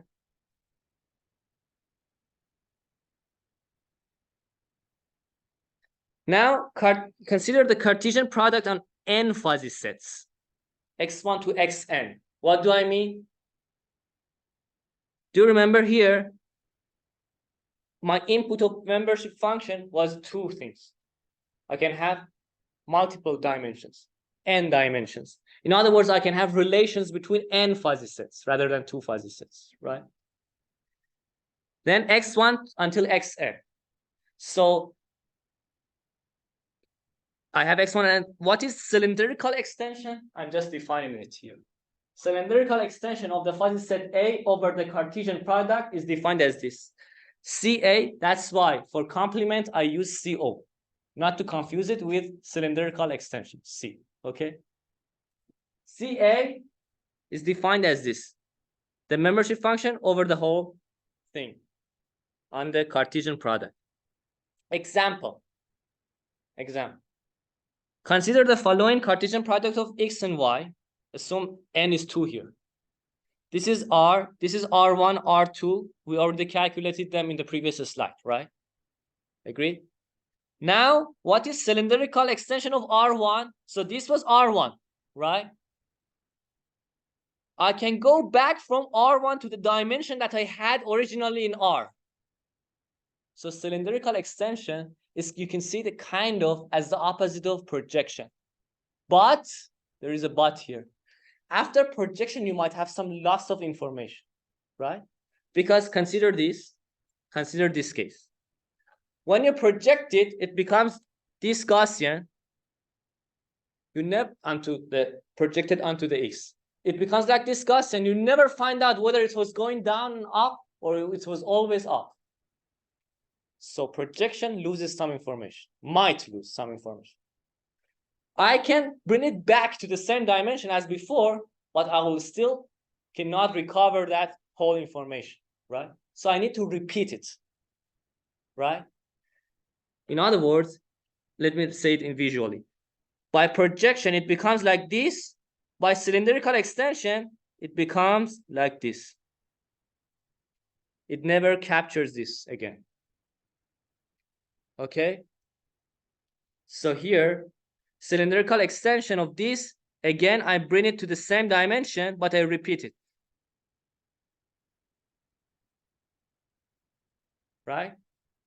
Cylindrical extension of R2, I need to consider this because I was taking maximum over rows.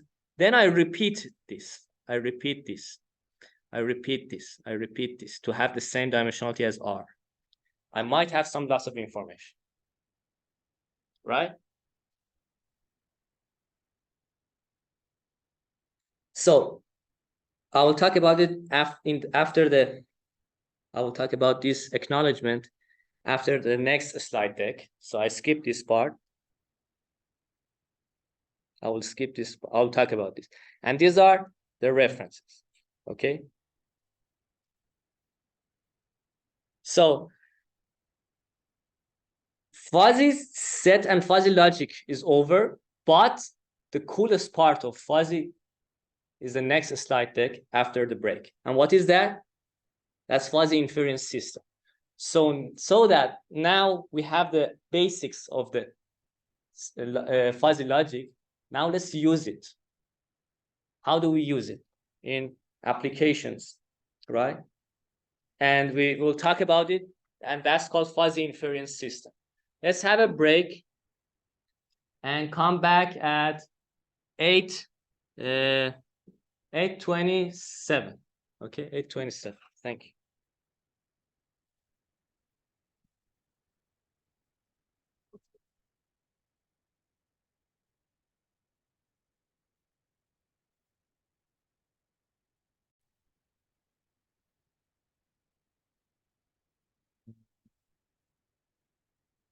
Yes.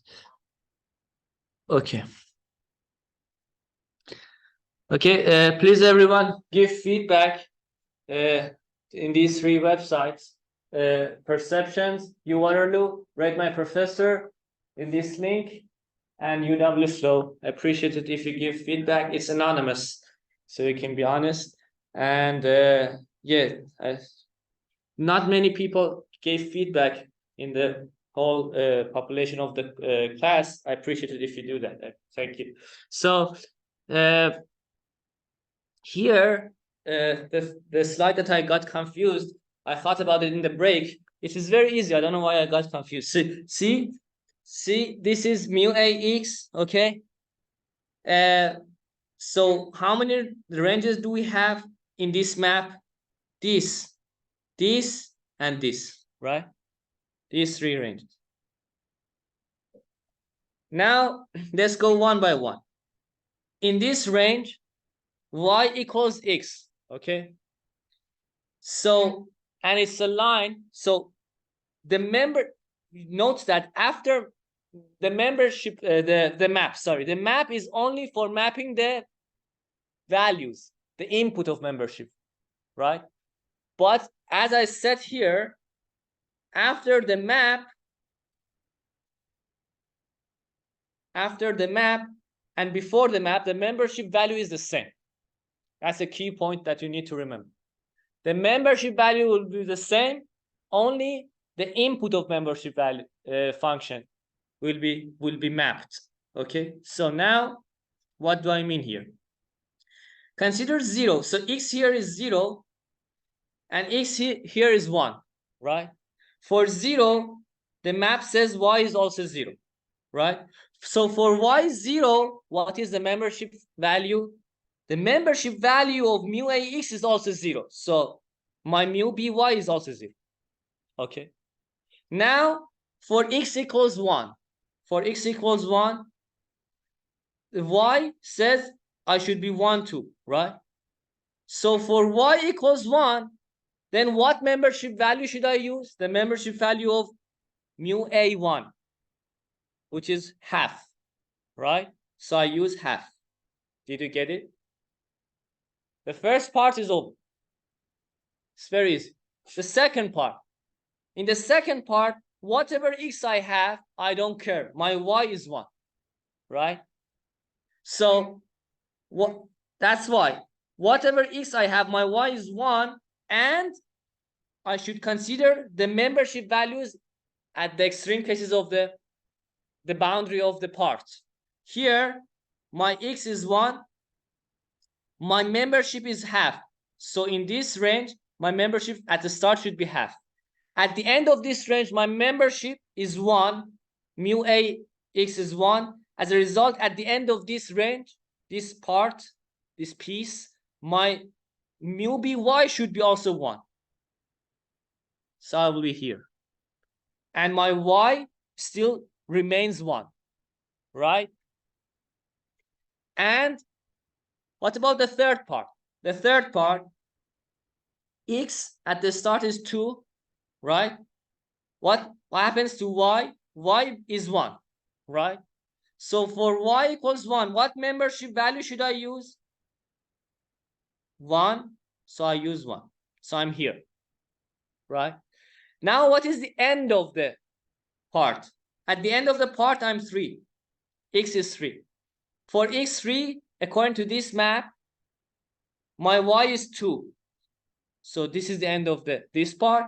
What membership value should I use? Exactly the membership value of x. So here the membership function, the value of x equals 3 is 0. So for y equals 2, I should use membership value of 0 again. This is membership value, right? So now this was a line, the map was a curve, right? Quadratic. As a result, y also becomes quadratic. The membership at by becomes quadratic. So this is also a curve. I connect these two together by a curve, right? So this was y versus mu by. I want the other way around. So I transpose the plot. Mu by versus y is this. So easy, okay? Several things you need to note. One, map of x to y. The second thing you should remember is that mu ax and mu by are equal to each other, right? Now you tell me, you might be wondering, this part is not a function. Do you remember? I said if it is a many to one map, what should we do? We should use the S norm of the membership values. So basically I'm here and here it's like this. Because the maximum of this range is this, right? As a result, until here, but for this y equals 1, my membership is 1. Because I should use, according to this formula, according to this, I should use maximum of them, S1. Did you get it? I explained it. So it's easy. Sorry, I got confused on this slide. Okay, now let's move on to the next thing. Next slide deck. And that is fuzzy inference system. Okay. So a fuzzy inference system, or in short, it is called FIS, has three main parts. By the way, this slide deck is cooler than the previous slide deck. The previous slide deck, at the end, you got bored a bit. I saw that. But in this one, it's very cool. Okay, see? So fuzzy inference has three main parts: fuzzification, fuzzy rules or fuzzy reasoning, and defuzzification. Let's see what it is. Do you agree that in this world, it is whatever we have is crisp? Assume we have a signal measurement. By the way, binary logic is crisp, but crisp is not necessarily binary logic. Whatever is binary is crisp, but whatever is crisp might be binary, might not be binary. Okay? So whatever signal that we measure in this world, we consider it as crisp, because, for example, I say my height is 172 centimeters. Do I say my height is a membership function peaking at 172? No, I say it's 172 centimeters, right? So whatever I'm saying as a signal in this world is crisp. So my signal is crisp. My output should also be crisp because I want it for the world, right? But in the middle, everything needs to be fuzzy, right? As a result, I need transformation. Transformation from crisp to fuzzy, that's called fuzzification. Fuzzify it. Fuzzify the crisp signal to fuzzy signal. At the end, your result of fuzzy system is fuzzy, right? You need to convert it to, transform it to crisp signal. That's called defuzzification. You defuzzify the fuzzy signal to a crisp signal. So far clear. In the middle, you use some rules that we will talk about. That's called fuzzy rules or fuzzy reasoning. So simple, right? Okay. So as I said, for fuzzification, the input of fuzzy rules should be fuzzy membership function values, fuzzy grades, right? This is why the signals in the real world are crisp and not fuzzy. Therefore, the crisp signals should be converted to fuzzy membership function. What do I mean? Assume, do you remember digit 4? Digit 4 is crisp, but I can fuzzify it to become like this. Agree? At 4, it picks, something like that. I think you understand what fuzzify means here. Therefore, the crisp signals should be converted to fuzzy membership functions. And it depends on the signal. We can make it discrete or continuous. Depends on whether the signal is discrete or continuous, right? Then we will use continuous or discrete membership functions. Fuzzification refers to representation of a crisp value by a membership function, such as this, right? This is also justified. Why? Why is it justified? So first reason is that we want to use it in fuzzy rules. Of course, it needs to be fuzzy. But there is a justification that scientists in fuzzy logic also found for their paper to be accepted. They said, whatever we measure in this wall might have some error, right? You might say, this length is 4 centimeters. But how are you so sure about it? Maybe your ruler has some error, or you made some mistake, right? So it might be 4 centimeters and 1 millimeter, right? So you might have some errors or some noise, whatever we call it. So it's not necessarily 100% accurate. So it also makes sense to fuzzify the crisp signal, to take into account the possibility of error or noise, right? There are several methods for fuzzification. These are the most well-known ones: singleton method, triangular function method, and Gaussian function method. What are they? Let's see.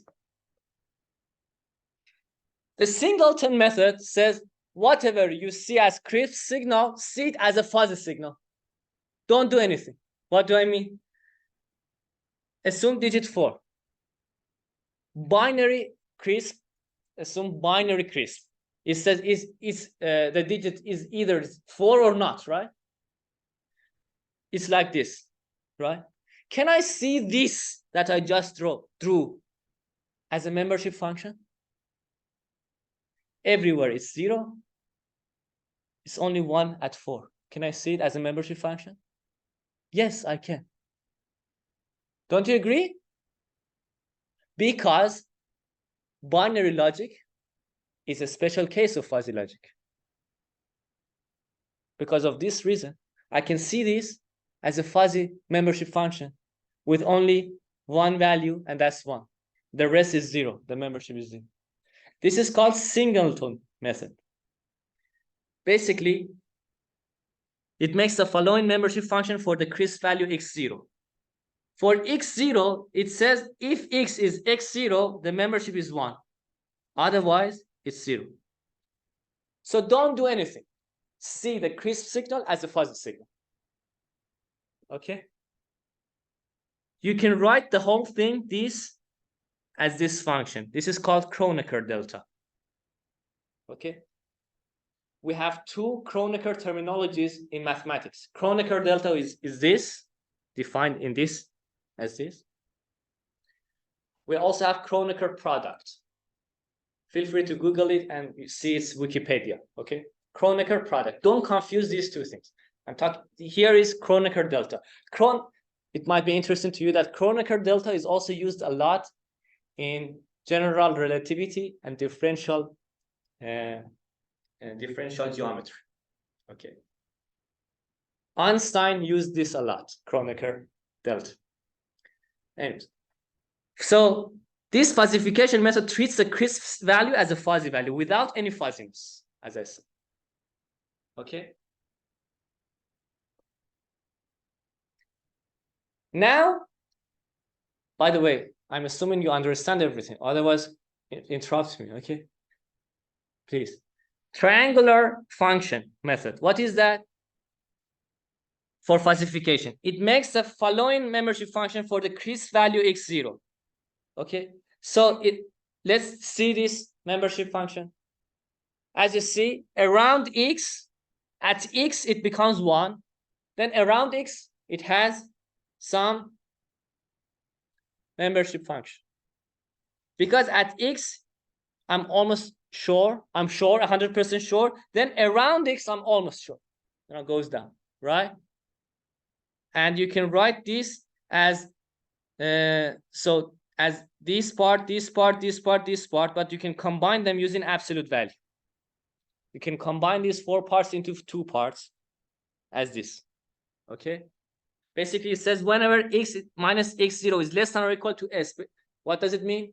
When the distance between x and x0 is less than or equal to s. So basically, when I'm here, I'm using these two. This. Otherwise, I'm 0. And this denotes the absolute value. Okay. And you tell me, S is a hyperparameter. If I increase S, what happens?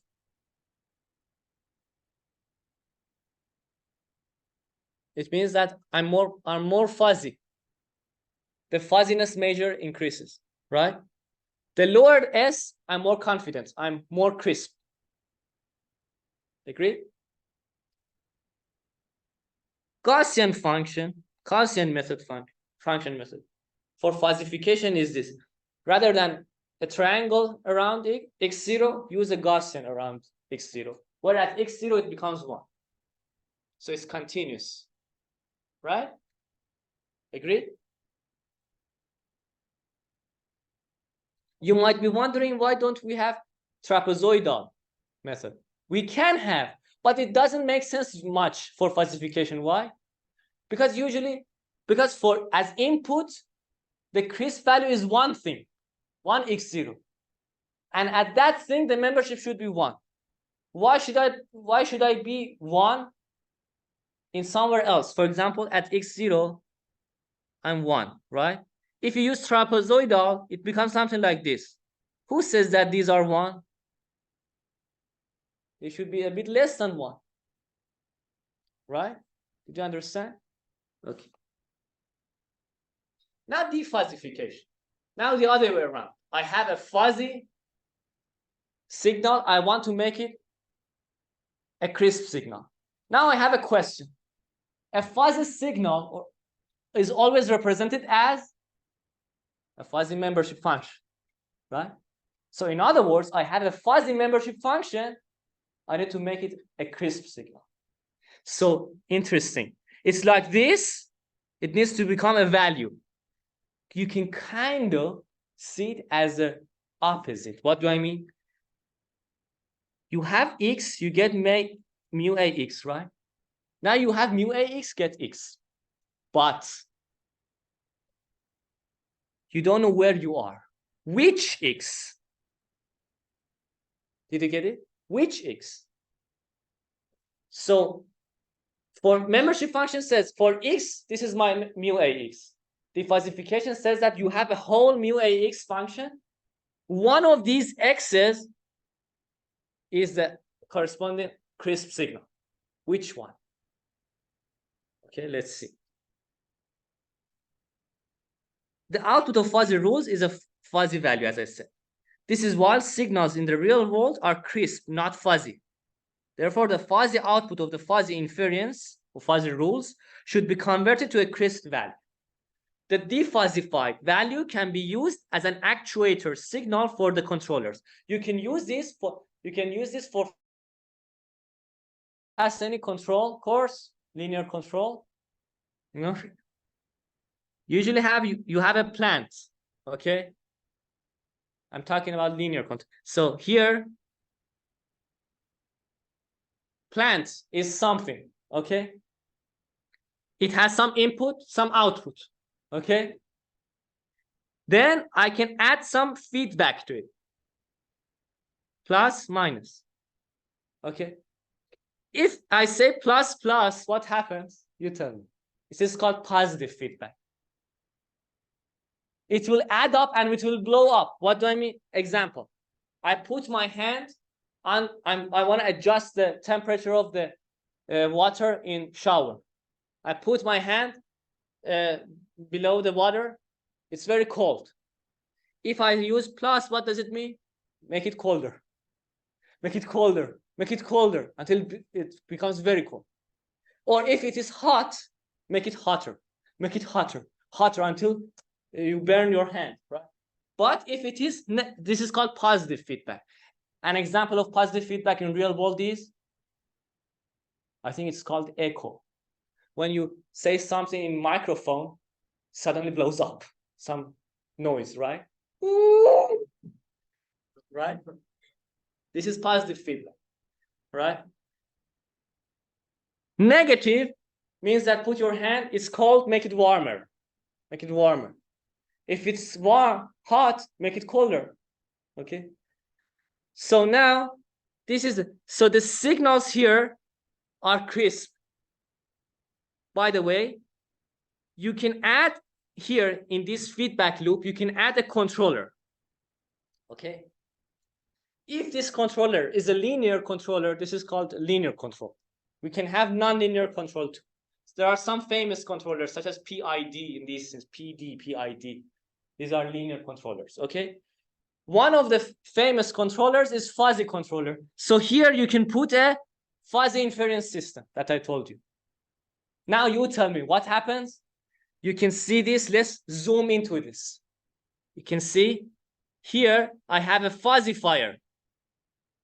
I have fuzzy rules. I have defuzzifier. Because signal is coming from here, going out like this, and then goes like this.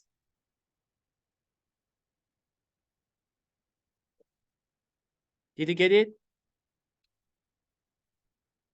This is called fuzzy control. This sentence says that the output that you gonna use for feedback needs to be crisp. You need to make it crisp signal again. Okay? Anyways, that was in parentheses. So the defuzzification refers to the representation of membership function as a crisp value. There are several methods for defuzzification. These are the famous ones. Centroid method, mean of maximum method, smallest of maximum, largest of maximum, bisector of area, and threshold method. We'll see them one by one. Centroid method. Again, recall what I said. We have a membership function. One of these x's in the domain of x is the crisp, corresponding crisp one. But which one? I think it makes sense to you. Without looking at this, you have some membership function. You want to output one of the x values as the crisp signal. The simplest thing which comes to your mind might say the one which has the largest membership, right? Something like that. So that you get the idea. Okay, but now let's go into the methods.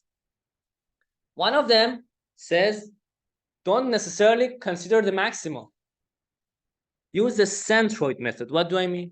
Do you agree that this membership function has some density below it, right? Now let's use the whole density. So centroid method for defuzzification makes a crisp value c hat, where c hat is in the domain of x, right? From the continuous and discrete membership functions as this. If the membership function is continuous, you use equation 4. If it is discrete, you use equation 5. So what is this? Integral of x mu x dx, and this integral is the actual integral in mathematics, over integral of mu x dx. So what is it? So the only difference between the numerator and denominator is this x. So x times mu x, take the integral of it.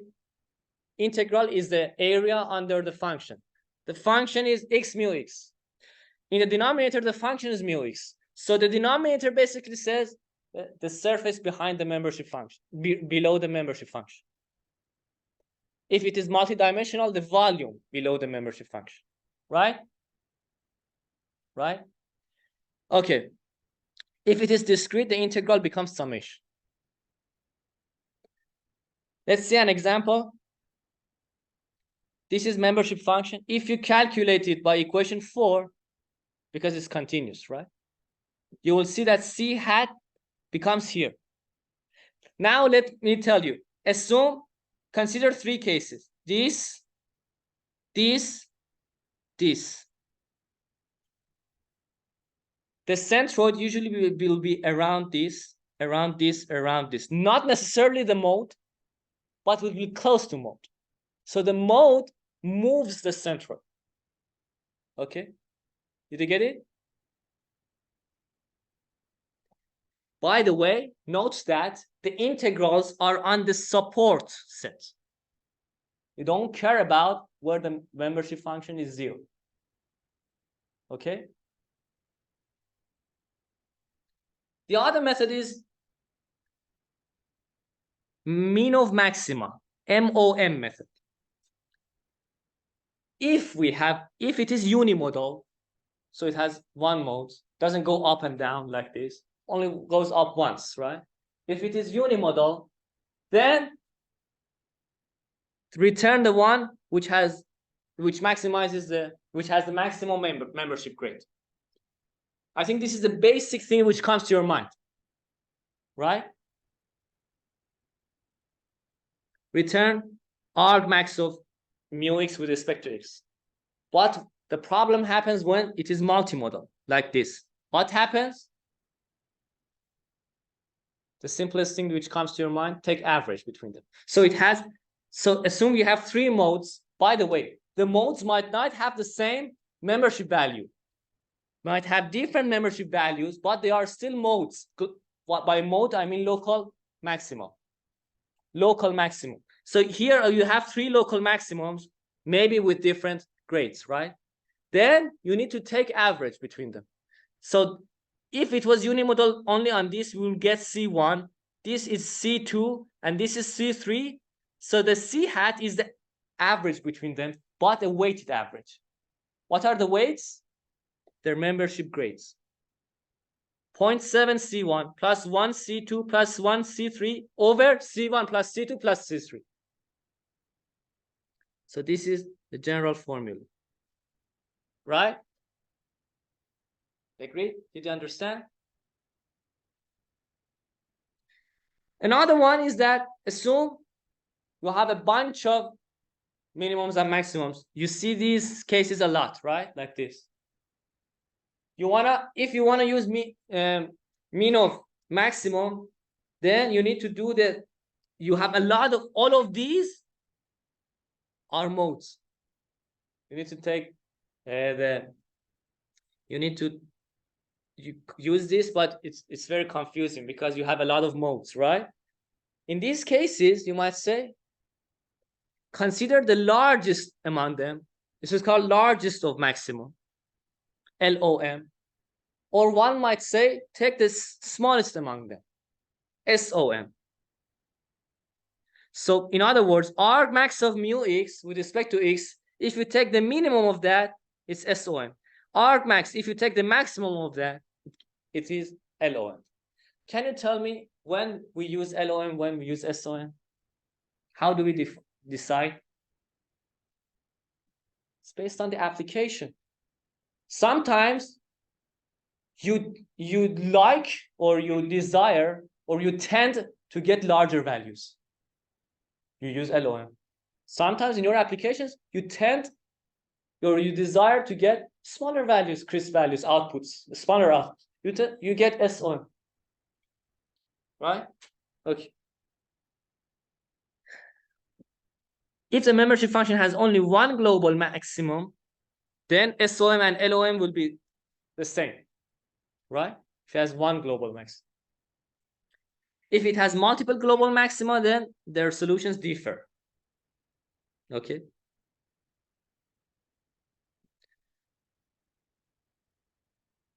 Another one is bisector of area method. This has the most amount of calculation among these things.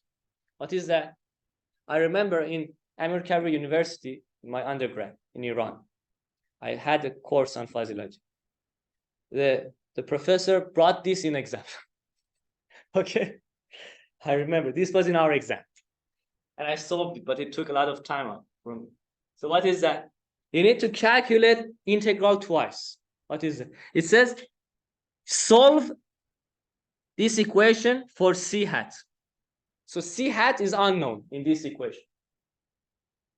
Integral of minimum of support set until C hat mu x dx equals integral of C hat until maximum of support set mu x dx. So what is it? I think it's obvious. So consider this example. Minimum of support S is here, right? Maximum of support set is here. Agreed? Yes. Support set means that wherever support set is the domain, is a subset of domain where the membership function is greater than 0. Do you remember we talked about it? So here is not in the support set because its membership is 0, right? So this is support set, minimum of support set, maximum of support set, somewhere in between is C hat, right? Right? Then how do I find out? Find C hat where the volume or the surface here equals the surface here. How do I calculate the surface or volume under a function using integral? Right? And if it is piecewise linear, calculation of integral is doable, at least in exam. That's why our professor brought this in exam with piecewise linear membership function. And we had to calculate the integral. Okay? Anyways, then you solve it for C hat. It gives you, I think it makes sense because it will be somewhere in between. It is the defuzzified value. Right? The threshold method. What is it? The threshold method is a method which can be used with any other defuzzification method. You can see it as a meta algorithm for defuzzification. So first it says don't use the membership function itself. Modify it. How? Take only alpha cuts. So consider this alpha cut. Below the alpha cut, make the membership function 0. Only consider above alpha, where mu is greater than or equal to alpha, okay? And then after this modification, do whatever you want in the defuzzification. Do bisector method, do centroid method, LOM, SOM. Why do they do that? Why does using threshold method make sense in industry? Because the ones with very low membership value are not trustworthy. Let's get rid of them. Right? Everything that we are saying is useful for industry. I talked about fuzzification, defuzzification. Now in the middle of fuzzy inference system is the coolest part.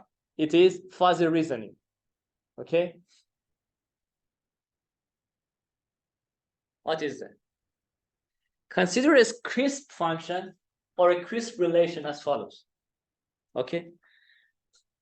Let's go back to middle school or high school when we learned about functions.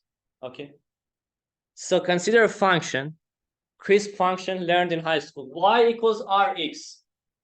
Maps x to y, right? X is a value, crisp value, and y is a corresponding crisp value. It can be seen as a curve, right? Like this.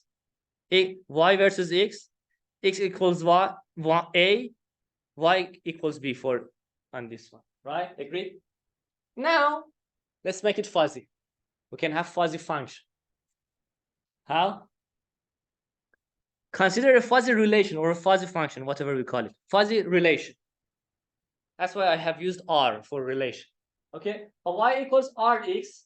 Then it becomes like this. Rather than one curve, I have a fuzzy curve, a boundary. Do you see this? Fuzzy. It's exactly like someone with weak eye looking at a curve. My eyes are weak, I can relate whatever. So with weak eye, when you look at this, you see it as a range, a boundary. Okay? Then what happens? Then your x, so your relation is fuzzy, your x is fuzzy, your y is also fuzzy, everything is fuzzy. What do I mean? This is a relation which is fuzzy. X is also fuzzy, a range A rather than one A. Therefore, your y will also be a range. Interesting. So the range x, its intersection with the boundary of relation gives you the range of y. You see that? Interesting. Fuzzy reasoning, also called approximate reasoning, is an inference procedure that derives conclusions from a set of if-then rules. Okay, so you have a set of if-then rules. What is that? The composition rule of inference is this. First off, let me tell you the story of why we need fuzzy reasoning. Assume an industry. By the way, I might not be able to finish on time, so feel free to leave if you want. But I will need to finish this slide deck. Feel free to leave if you want. But I see it as my responsibility to finish this. Okay. At the end of that, I will talk about the exam. Anyways, I apologize for that. This is what I can say. So, and they will be recorded, so you can feel free to read if you. What were we saying? Fuzzy. So in industry, assume you go to experts. Okay, you go to experts, and you ask experts, do you agree that an expert, whenever an expert wants to do something, they have some rules? Do you agree? Whatever you want to do, you have some rules. Agree? And these rules are crisp. For example, you go to a constructor. The constructor says, when you use the hammer, you should do this. You shouldn't do that. Right? When you use this tool, you should do this. These are crisp rules, right? We can get these crisp rules from experts and make them fuzzy. So we have a bunch of crisp rules.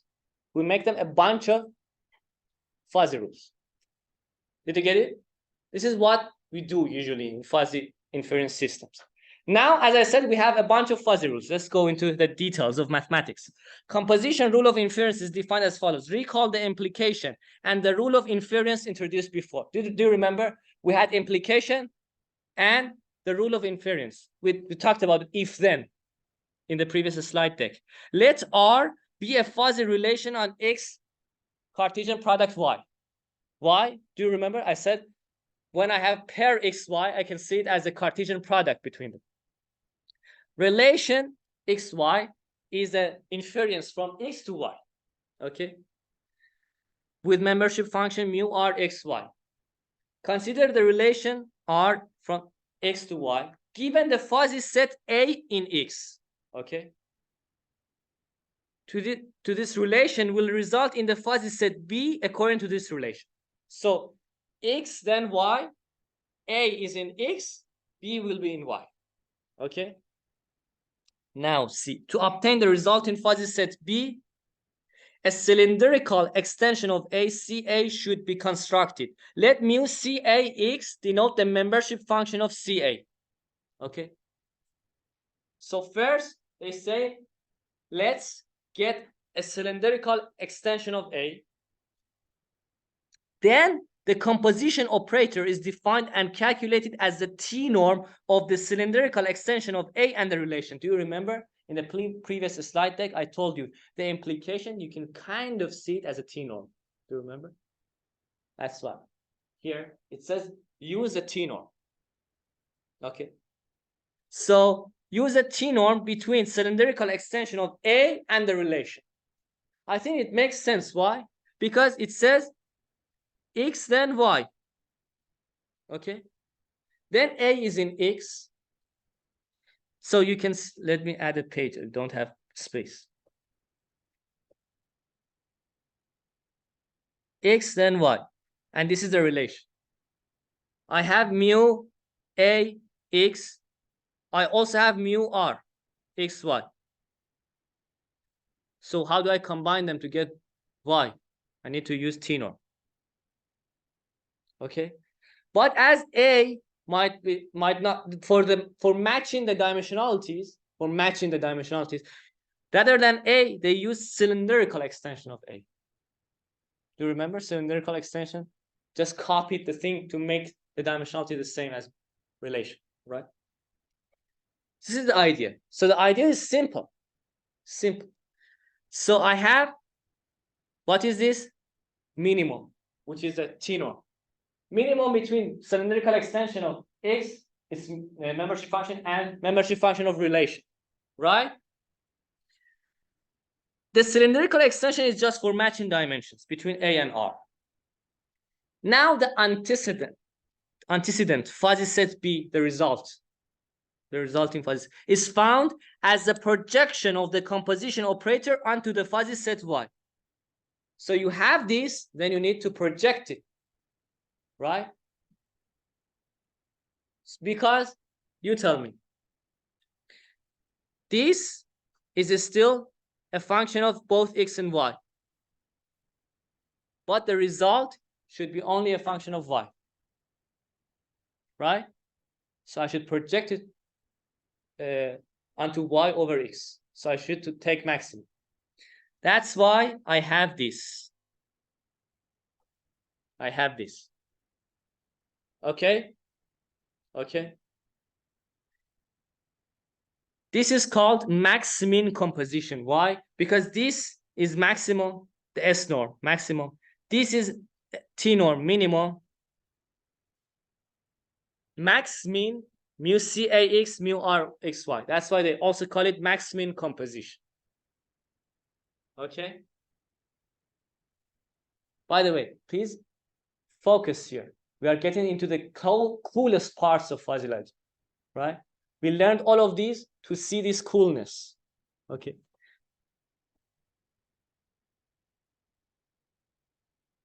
Recall that the implication A then B in the fuzzy logic means as follows. Do you remember? The rule says if X is A, then Y is B. This is the rule. Then I observe that X is A prime, therefore Y is B prime. A and B prime can be far or close to A and B respectively, right? Agreed? In the fuzzy logic, the inference is as follows. So I have A prime. I have the relation R. What was the relation R? A then B, right? I compose them together. So A prime composed with A then B. Okay? The result gives me the B. Okay? It gives me the B prime, sorry. Okay? So the antecedent B prime is calculated as this. I have this, but I need to project it onto Y. So I get rid of X. This is what I have. So again, max-min operator. Agreed? This is B prime Y. Okay. Now, consider a single rule. So now consider several things. From easy to hard. Okay. The easiest case is that I have one rule. Okay. And one antecedent. What do I mean? Rule is if X is A, then Y is B. My observation, my fact is X is A prime. My conclusion is Y is B prime. Let's see it. This is the easiest case. I will make it harder and harder. Okay. The relation is R, which is A then B. So the membership function is what? What was the membership function of inference or implication? I told you. It's T norm. Do you remember? So mu RXY, this is the membership function of relation or implication. Mu AX, T norm, or this is minimum. I'm using minimum for T norm here. T norm mu BY. Okay? Now what happens to the inference? So in inference, let's call it C prime, which is A prime composition with R. R is A then B. Let's calculate it. By the way, this needs to be B prime. I apologize. Okay, B prime is A prime composition with R. Okay, now let's calculate it. Mu B prime Y, what is that? We just talked about it. T norm between mu A prime X and mu RXY, then project it onto Y. Maximum, take maximum over X, right? If you don't understand any part, shout at me and let me know, okay? because I can't read your mind. I'm assuming that you understand. Okay. So now use equation 16. So rather than mu r x y, I'm using this. I'm just replacing. Okay. Then you tell me, can I bring this mu b y outside of this maximum? This maximum is with respect to x. This mu b y doesn't have any x in it, so I can bring it out. So I bring it out. I only take maximum over this, right?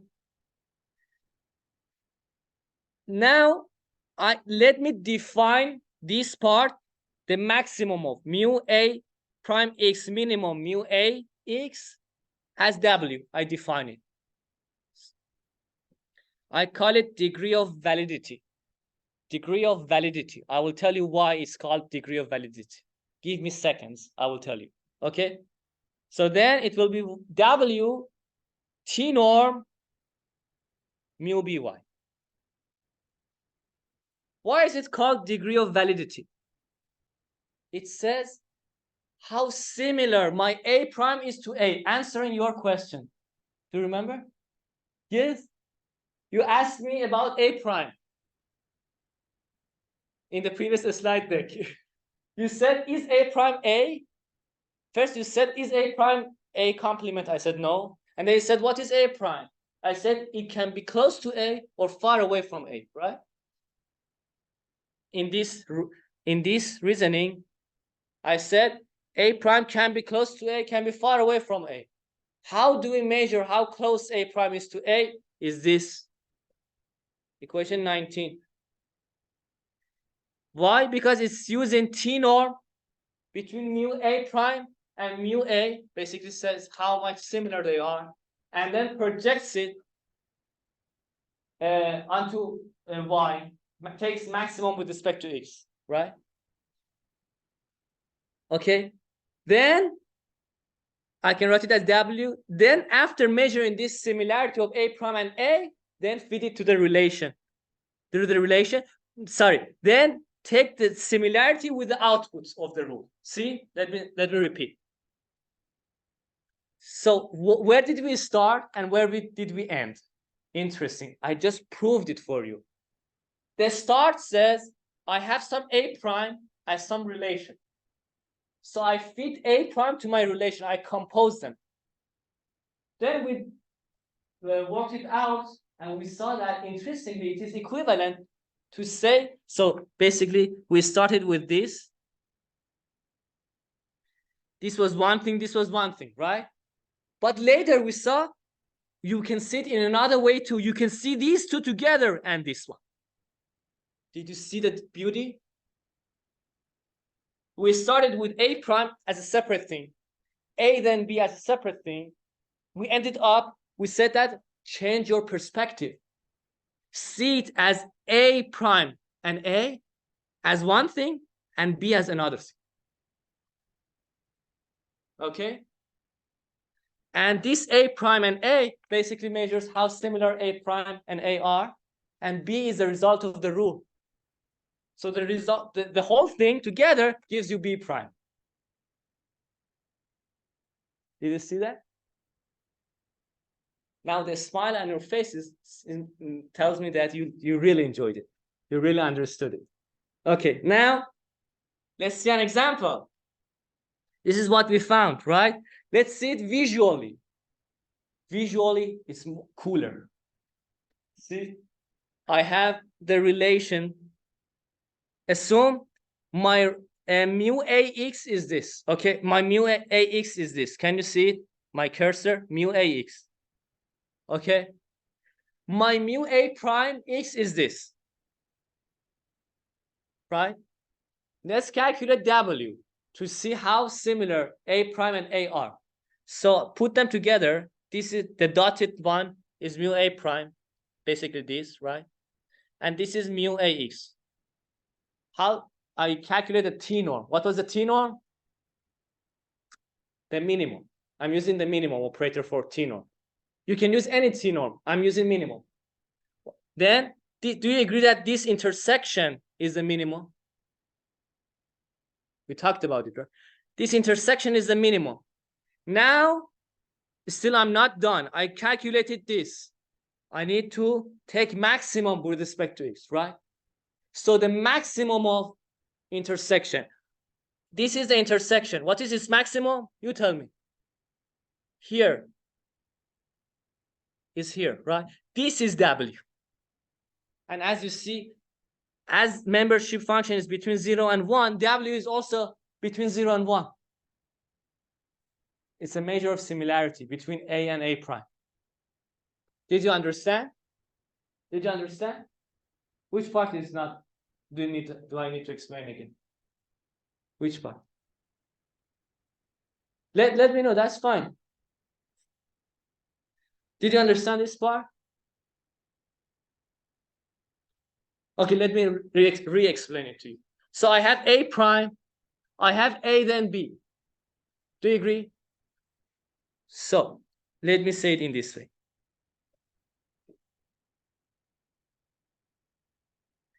I have A prime, I have A then B.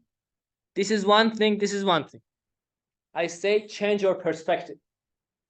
See it as one thing and this as one thing. Right? What is this telling you? How similar A prime is to A. What is this? The output of the result. This is, yeah, so this is the rule. So this B is the output of rule, A is the input of the rule. A prime is my fact, my observation.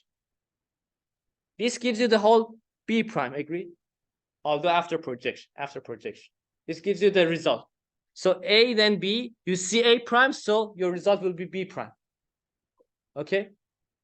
So now rather than look at these two as separate things, I look at as this and this. I change my perspective, right? Then what is this? It says how similar A prime is to A. I also consider B. So now I'm showing it to you visually. This is my A mu A x. This is my mu A prime x. What should I do? I should take the T norm between them. T norm minimum, intersection. Intersection of them is this. Agree?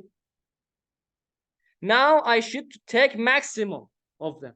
The intersection, the maximum is here, right? Agree? This gives you W.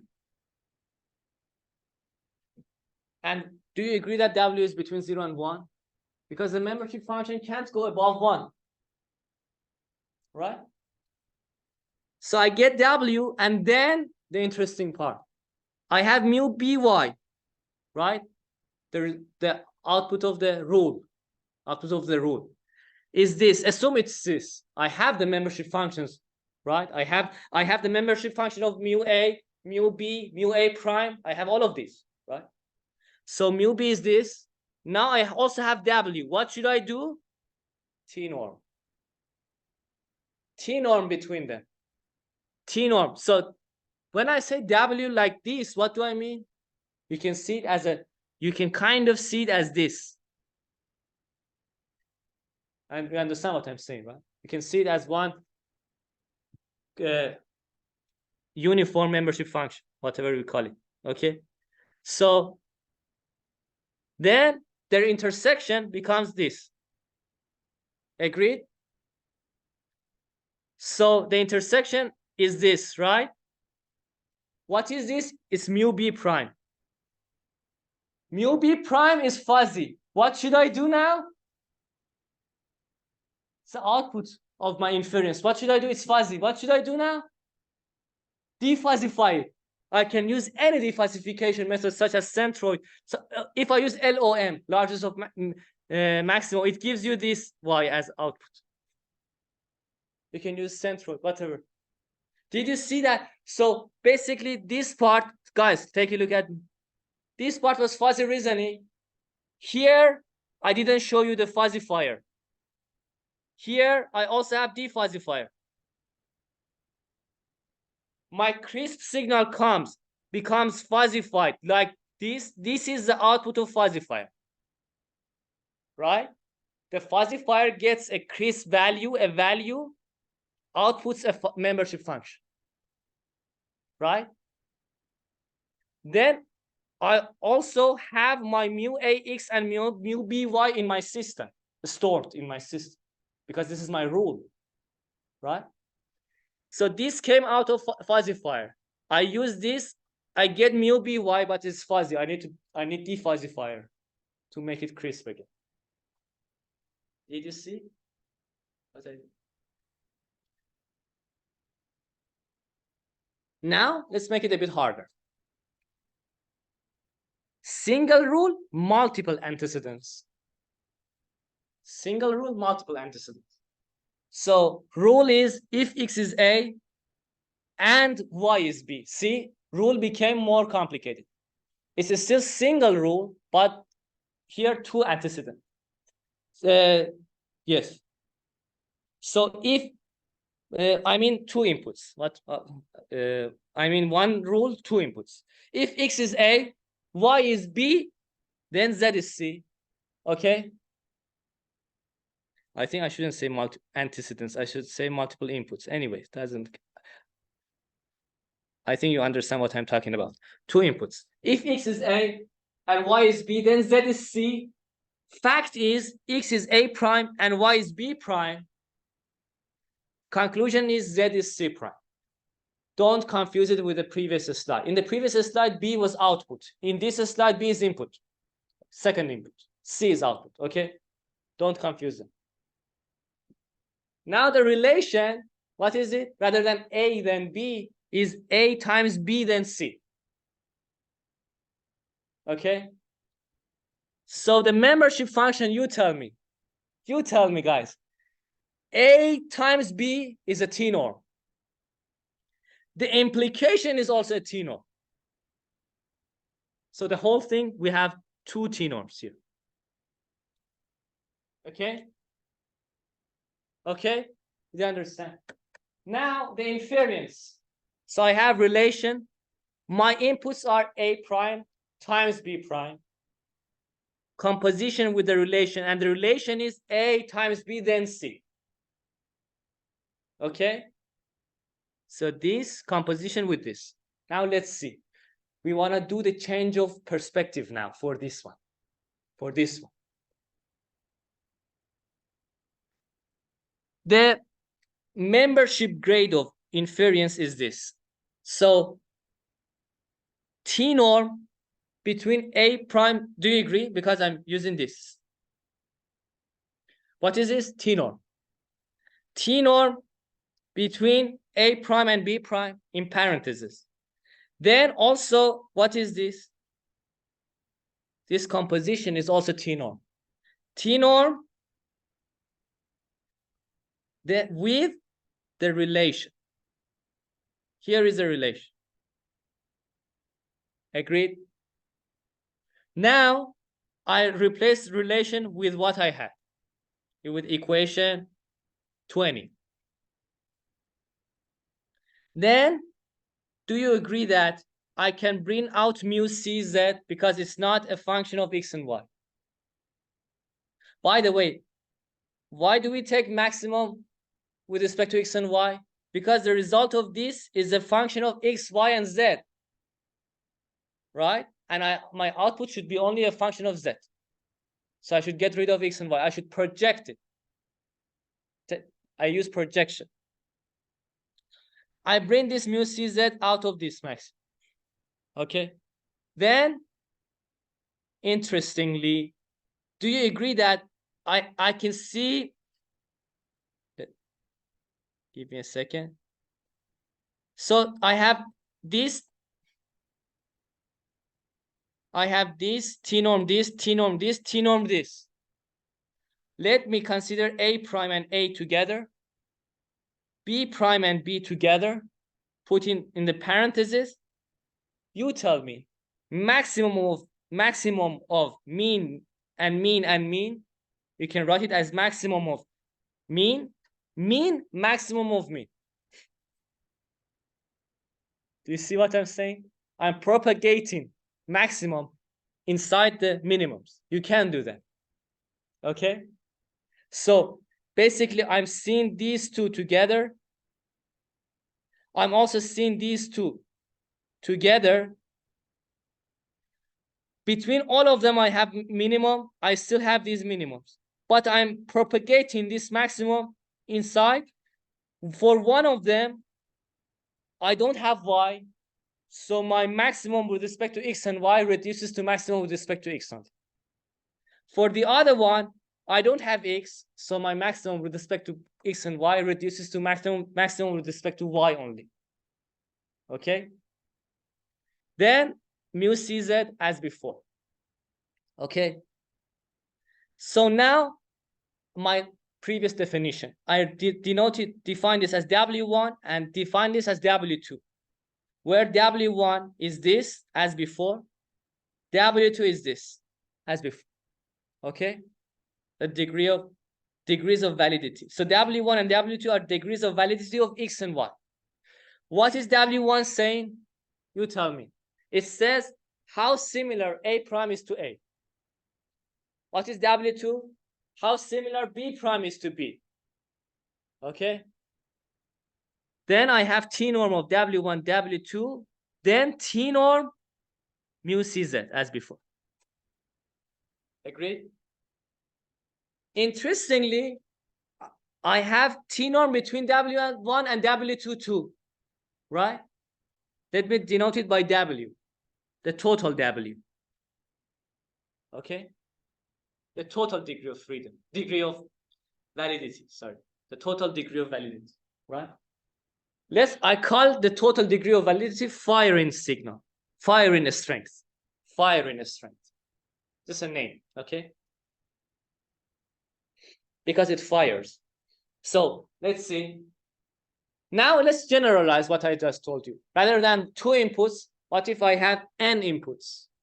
Then this becomes T norms of W1 until Wn.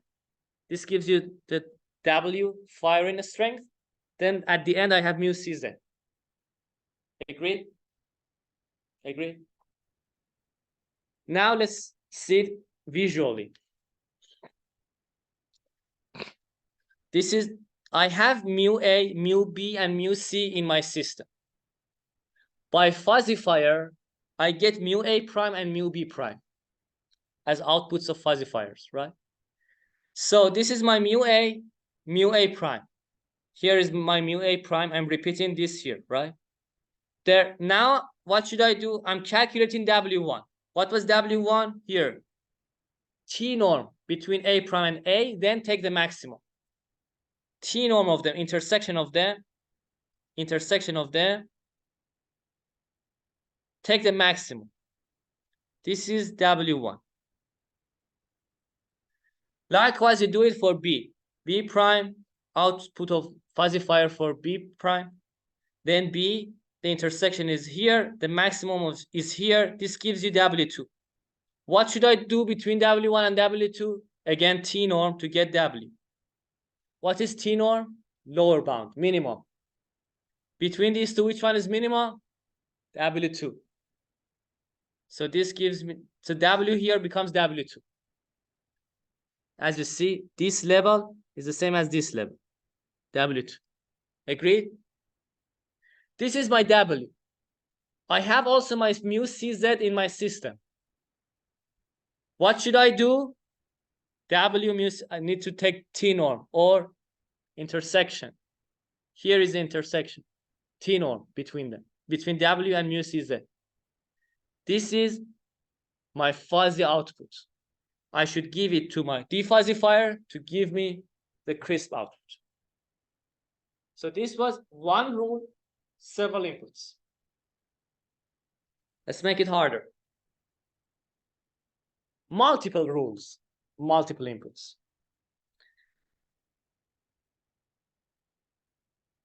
Multiple rules with single antecedent, but multiple inputs. What is that? Here also I should say multiple inputs, sir. Okay. Rule 1. So you have 2 rules. Assume you go to constructor, says you should use hammer in this way. You should use knife in that way. So there are 2 rules. Okay. Rule 1. If x is A1, Y is B1, then Z is C1.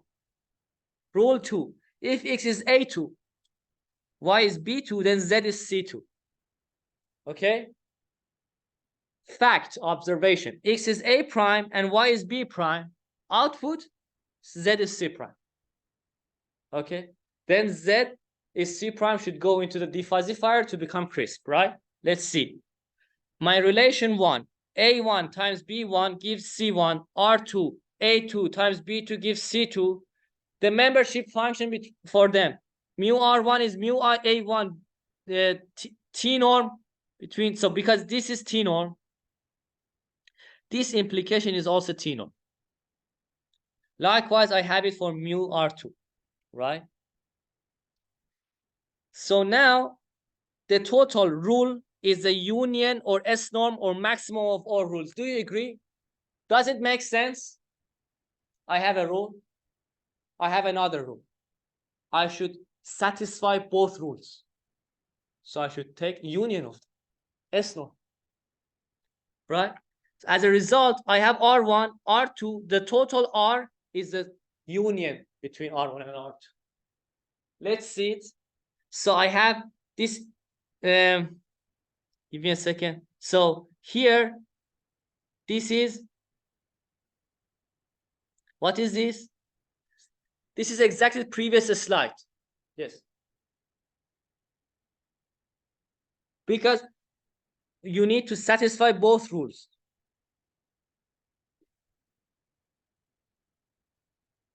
No. Give me a second. No. Good question, but let me think. So the question is, for satisfying both rules. Sorry, I think I need to rephrase. I apologize. So you need to satisfy either this or that or together. Okay? Yeah, I think this is a better explanation. Sorry about that. You shouldn't satisfy both rules at the same time. You can satisfy rule 1 and not rule 2. By the way, when I say not rule 2, I mean partially. Partially rule 1 and not partially rule 2. Partially rule 2 and not partially rule 1, or both partially, right? So you need to take S norm, because you can do rule 1 or rule 2 or together. Partially, I mean. Okay? Then, what is this? You tell me. This is exactly what we had in the previous slide for one single rule. You also have this for the second rule. You take the S norm between them. Also, I can write it in this way. I can write it as A prime times B prime composition with the composed rule. That's also possible, right? But let's go this way. So this, according to the previous slide, gives you C1 prime. This, according to the previous slide, gives you C2 prime. Then take the S norm between. Right? Agree? Let's see it in illustration. It's very cool. Very cool. So you have mu A1, mu B1, mu C1 in your system. You also have mu A2, mu B2, mu C2 in your system. Mu A prime and mu B prime come out of the fuzzification stage, right? From the inputs. Then what should you do? So this is my mu A1. This is my mu A prime. I take the intersection and also take the maximum as before. This gives me W1 for this one, right? Mu B prime, I also have mu B1. The intersection of them is this. The maximum is here, right? This gives me W2, right? Recall previous slide. Between these two, I should take T norm for the firing strength, right? This gives me W1. Let's not call them W1 and W2 so you don't confuse them. I denote this by W1. The firing strength of the rule 1, okay? Okay. I do the same procedure for rule 2. This intersection with mu A2, it's this, its maximum is here.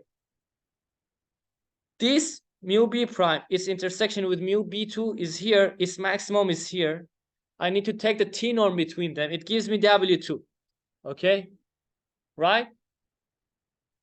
Now, for W1, I do exactly as in the previous slide. I have mu C1, the T norm between W1 and mu C1 is this. The T norm between W2 and mu C2 is this, right? What should I do now? For the outputs of the rules, I need to take S norm between them, right? So this came from rule 1. Output of fuzzy output of rule 1. This is fuzzy output of rule 2. The union, S norm is union, maximum. I use max operator for union. It becomes this. Very interesting, right? This is the fuzzy output mu CZ. I feed it to the defuzzifier to give me the defuzzified crisp output. Did you understand and digest what fuzzy inference system is doing? Okay. Now, not much is left, don't worry. Now, we have talked about these. We have at least three important fuzzy systems, standard fuzzy systems. One of them is Mamdani. We should be thankful to Mamdani. He revolutionized fuzzy logic. I bet Zadeh loved Mamdani. Okay. So I think because of Mamdani, fuzzy became industrial. Okay. In Mamdani fuzzy model, basically what I just explained was Mamdani fuzzy model. Okay. So it was proposed in 1974. 1974 in reference 1. What do? They use max-min composition. So Mamdani used minimum for T norm, maximum for S norm, minimum. So T norm was used for both composition and T norm, right? So for both composition and T norm, he used minimum. For union, he used maximum, right? And the procedure is as before. What I said was Mamdani fuzzy system, right? He also said something interesting. Do you agree with me, guys? Do you agree with me? For every crisp input before entering the fuzzy system, I have some crisp output. Do you agree? Why should I put it in my industry? Why should I deploy my controller, whatever I have, my fuzzy inference system, and then for every input I calculate and give output? Let me calculate every possible input, every possible output for every possible input offline. It gives me a curve.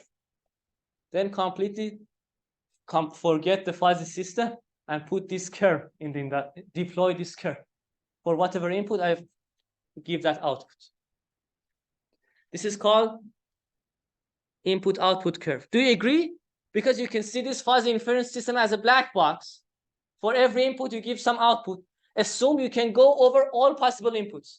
It gives you all possible outputs. Then forget the fuzzy system.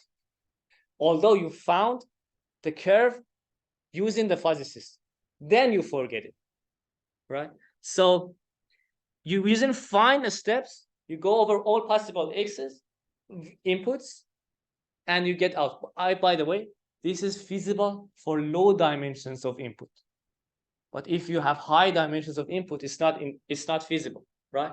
For scalar, you can, for an example, the input output curve is this. This is for example, for 6, output 4. So by the way, X and Y are both crisp here, before and after the fuzzy system. For 2-dimensional input X and Y, you get Z. This is the input output curve. What do I mean by 2-dimensional input? Your rule has 2 inputs. Your rule, do you remember, has 2 inputs. If X is A and Y is B, then Z is C. Right? You can have something like this. Why do they do that? Because it becomes much faster. You eliminate the calculations of fuzzy system in real world, in real life, right? Real application. you might think that fuzzy system is nothing worthy. I can say that at least in previous years, Japan, almost all controllers in Japan were fuzzy controllers. They use fuzzy controller for washing machines. They use fuzzy controller for more serious things, such as subways. Their subways were very accurate because of fuzzy controllers. Okay. Japan invested in fuzzy logic a lot. Many of the scientists in fuzzy logic are Japanese. Okay. I think Sugeno, I guess, is a Japanese name, I guess. Sugeno fuzzy system. What did they do? The Sugeno fuzzy system, also called Takagi Sugeno Kang, I think all Japanese names. Takagi Sugeno Kang TSK fuzzy system was proposed in 1985. What did they do?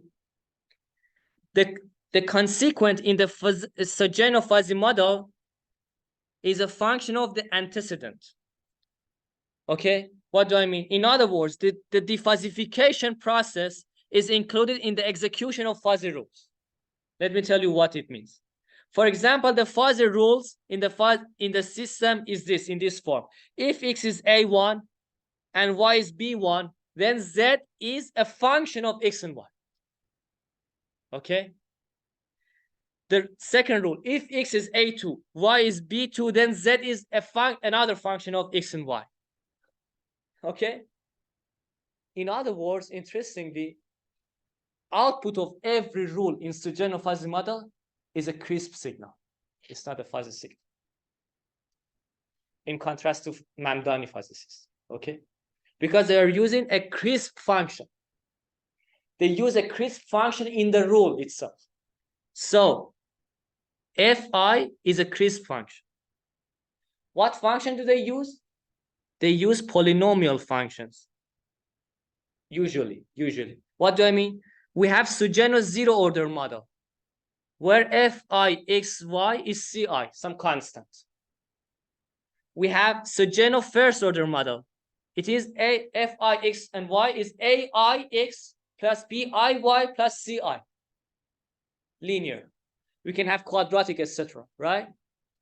Example: if x is a small, then y is this. For one input x, for one output y. This is an example. If x is a small, then y is this. This is a rule.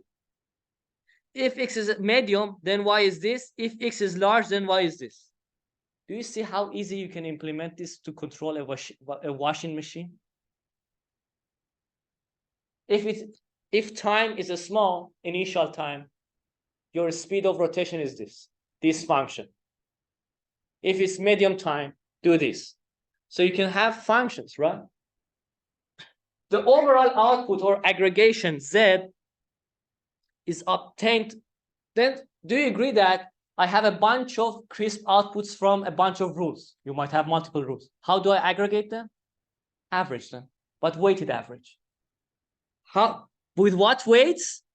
What can I use as the weights? The firing strengths. W1 to Wn. Do you agree?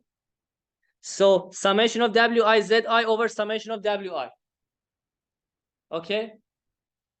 N is the number of rules. Zi is the output of the ith rule. Wi is the firing strength of ith rule. As a result, so now you tell me, my Z here is crisp, right? As a result, I don't need any defuzzification. For Sugeno fuzzy system, I need fuzzifier, but I don't need defuzzifier. This is an example, visual example. I have mu a, so I have mu a1, b1, I have mu a2, b2, and the functions in my system. Okay. Mu a prime, mu b prime come out of the fuzzification. Then I do as before, mu a prime, mu a1, t norm maximum, mu b prime, mu b1, t norm maximum. Then between them, I again take t norm. It gives me W1 as before. So far, it's like Mamdani, right? Fuzzy system. But here is different. Says for Z1, I don't have any membership function for output. I have function, crisp function. Z1 is 0.1 x1 plus 6.5. Z2 is this. What is this x? Can you tell me? It can be y, whatever. 2x2 plus 3y minus 1. What are these x and y's?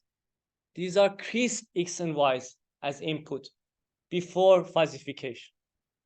Okay? So then I combine them using W1 and W2. Let me explain again briefly. Here is exactly like Mamdani. For that, I need a fuzzifier for these two. For these two, I need fuzzifier. I get W1 and W2, I'm gonna use them. The functions don't relate to this part at all. The functions get the crisp inputs. Give me crisp outputs. Just for combining them, I use this W1 and W2. Okay? So basically, Sugeno said, let's have a bunch of rules as a bunch of crisp functions. How do we combine them? Let's use the idea of Mamdani. Otherwise, it wouldn't be at all fuzzy. Everything is crisp. Only the W parts are fuzzy. Okay. The last fuzzy inference system is Tsukamoto fuzzy system. This is definitely Japanese. Okay. Tsukamoto fuzzy system, if I can pronounce correctly. In the Tsukamoto fuzzy system, the consequent of every fuzzy rule is obtained as the value in which the membership function of consequence equals the firing strength. Okay? In other words, I will tell you by example. The consequent of every fuzzy rule is the inverse of its membership function when it is equal to the firing strength of that rule. I think by example, you understand it well. This is the illustration. See? Up to here, again, everything is similar to Mamdani. These are outputs of the fuzzifier, W1, W2, calculate them similar to Mamdani, right? This part is different. They say, let the output membership functions be monotonic. So in Tsukamoto, your output membership functions need to be monotonic, either increasing or decreasing, okay, such as this, okay? And these monotonic can be linear or non-linear, doesn't matter, curvy or linear. Then use this W1 to get the inverse of membership function. The inverse of membership function gives you a crisp value, crisp Z1. The inverse of membership function gives you a crisp Z2. How do I combine them? Again, using the W's, the firing strengths. Did you get it?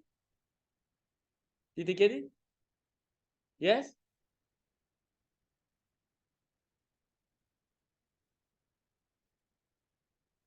Advanced things, I'm just enumerating them. I don't go into them. Advanced topics in fuzzy logic.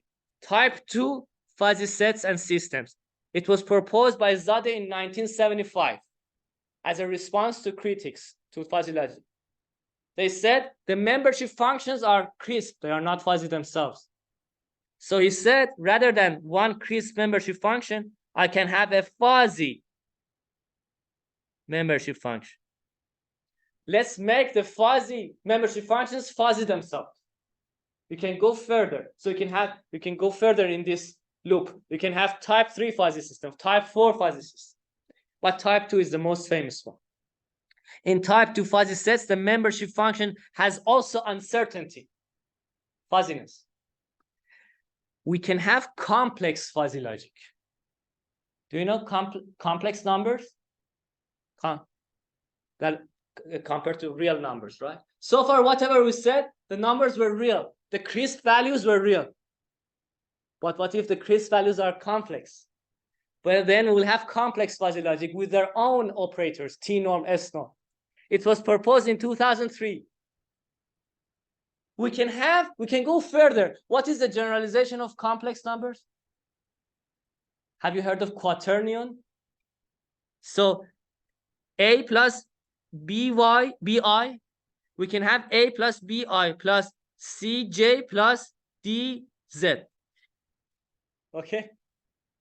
Higher dimensional complex numbers. It's called quaternion. We have quaternion fuzzy logic proposed in 2020. Very, very close to us. Let me tell you that at the time of my PhD application, it was 2017 or 2016. I had this idea. I talked to one professor about this, but this was proposed by another person. But I'm saying that I had this idea to generalize complex fuzzy logic. But now you can read it. Okay, fuzzy systems in programming languages. We have fuzzy system in MATLAB. We have Mamdani, Sugeno. I'm not sure about Tsukamoto, but Mamdani and Sugeno are in MATLAB. We have fuzzy logic designer, fuzzy logic in Simulink. And this is the website that you can see. A good thing about fuzzy logic in MATLAB is that it visualizes for you. You can change the rules and membership functions graphically. It has a graphical user interface, right? And it shows you the inference visually. So the T norms and whatever I showed you visually in illustrations, it shows you in real time. When you change the input, it shows you visually how it changes. Fuzzy system in Python also exists, but it's not a graphical user interface. It's scikit fuzzy or SK fuzzy library. You can see these links. Okay. This acknowledgement is specifically important. Let me tell you why. So some slides of this slide deck are inspired by teachings of Professor Fakhri Karay at the University of. I have passed fuzzy logic in different universities. Okay. So Professor Fakhri Karay was one of my supervisors at the University of Waterloo. Professor Farzaneh Abdullahi at Amir Kabir University. I passed with her in my undergrad. Professor Mohammad Baghar Menhaj at Amir Kabir University. Professor Saeed Bagheri Shoraki at Sharif University. These two people are control people. Many control people, researchers in control theory, are experts in fuzzy logic because of fuzzy control. Okay. Some good books in the area of fuzzy logic. This book, Fuzzy Sets and Fuzzy Logic, Theory and Applications, in 1995. A book by Zadeh et al. It must be a good book. Fuzzy Sets, Fuzzy Logic, and Fuzzy Systems, selected papers. He selected important papers and published as a book, and he annotated them, commented on them. In 1996. By the way, Zadeh passed away several years ago. By Professor Karay, he has a good book on fuzzy logic also, Soft Computing and Intelligent Systems Design, Theory, Tools, and Applications, 2004. An Introduction to Many Valued and Fuzzy Logic, Semantics, Algebras, and Derivation Systems, 2008. So we can have fuzzy logic in mathematics too. Mathematical Principles of Fuzzy Logic, 2012. Some important scholars in the area of fuzzy logic. Lotfi Zadeh, the founder of fuzzy logic. Ibrahim Mamdani. Michio Sugeno. Tsukamoto. I couldn't find his link. Okay. Ronald R. Jaeger. Jan Lukasiewicz. You can see their websites that I have put. Scott Dick. Who is Scott Dick? Is Canadian scholar. He's in University of Alberta. He's an expert in complex fuzzy logic. He was one of the people whom I applied to for my PhD, but at the end he rejected. But he is a very, very expert and knowledgeable guy in complex fuzzy logic. And I encourage you to read his papers in the area of complex fuzzy at the University of Alberta. See his interesting papers. Combination of fuzzy logic and neural networks. I said they can be combined. ANFIS, Adaptive Neuro Fuzzy Inference System, proposed in 1991 to 1993. we can have complex ANFIS too. It's called ANCFIS, proposed by Scott Dick et al. I have a paper on use of fuzzy logic for a stock prediction and a stock investment. Why? Because a stock investment is a bunch of rules. You do this, if it goes up, if opening price goes up or opening close price goes down, something like that. You have a bunch of rules. Let's make a fuzzy system. We called it fuzzy investment counselor. Okay. Important journals in the area of fuzzy logic: IEEE Transactions on Fuzzy Systems, Fuzzy Sets and Systems, Elsevier, Knowledge-Based Systems, Elsevier, Applied Soft Computing, Elsevier, Soft Computing, Springer, Fuzzy Optimization and Decision-Making, Springer. And these are the references. Wait a bit. I need to talk about exam. Okay. So in 1 or 2 sentences, let me review the course. Okay. Very, very brief. Very brief. So what did we do? This course was kind of a soft computing course. I think you understood it so far. So the whole AI, you can see it as machine learning and soft computing. I think if you put machine learning and soft computing together, you kind of have the whole artificial intelligence. As this is my perspective, okay? The machine learning itself can be divided into several parts: a statistical machine learning, deep learning, and the combination between them, reinforcement learning. So statistical machine learning, reinforcement learning, deep learning, they also have some overlaps. Okay. And so this course its focus was soft computing. What did we have in this course? Materialistic optimization, fuzzy logic, game theory, and reinforcement learning. I believe you can have some soft computing perspectives towards reinforcement learning too.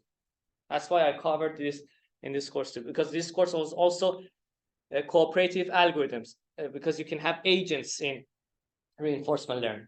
Anyways, we said that what is the use of materialistic optimization? What was that? So in optimization, I'm just reviewing very fast. In optimization, we minimize or maximize some function, right? And we said in mathematics, we have classical optimization. And classical optimization starts with this. You have a function, you want to minimize or maximize it. What do? You take derivative, set it to 0, as we do in high school. If you can find the closed form solution, done. You can check whether it's maximum or minimum or saddle point. If not, you have to do what? You have to use this gradient, but you couldn't find closed form solution, but let's find the root gradient equals 0 by numerical methods, iteratively, right? Then it branches out into 2 parts: first order optimization and second order optimization. An example of first order optimization. So first order optimization only uses gradient. Second order optimization uses gradient and Hessian. First order and second order derivative, right? And then I told you that. So example of first order method is gradient descent. Example of second order is what? Newton's method. Or interior point method. I talked about these things. Log barrier method, right? Then I said, okay, so in several cases we use materialistic optimization.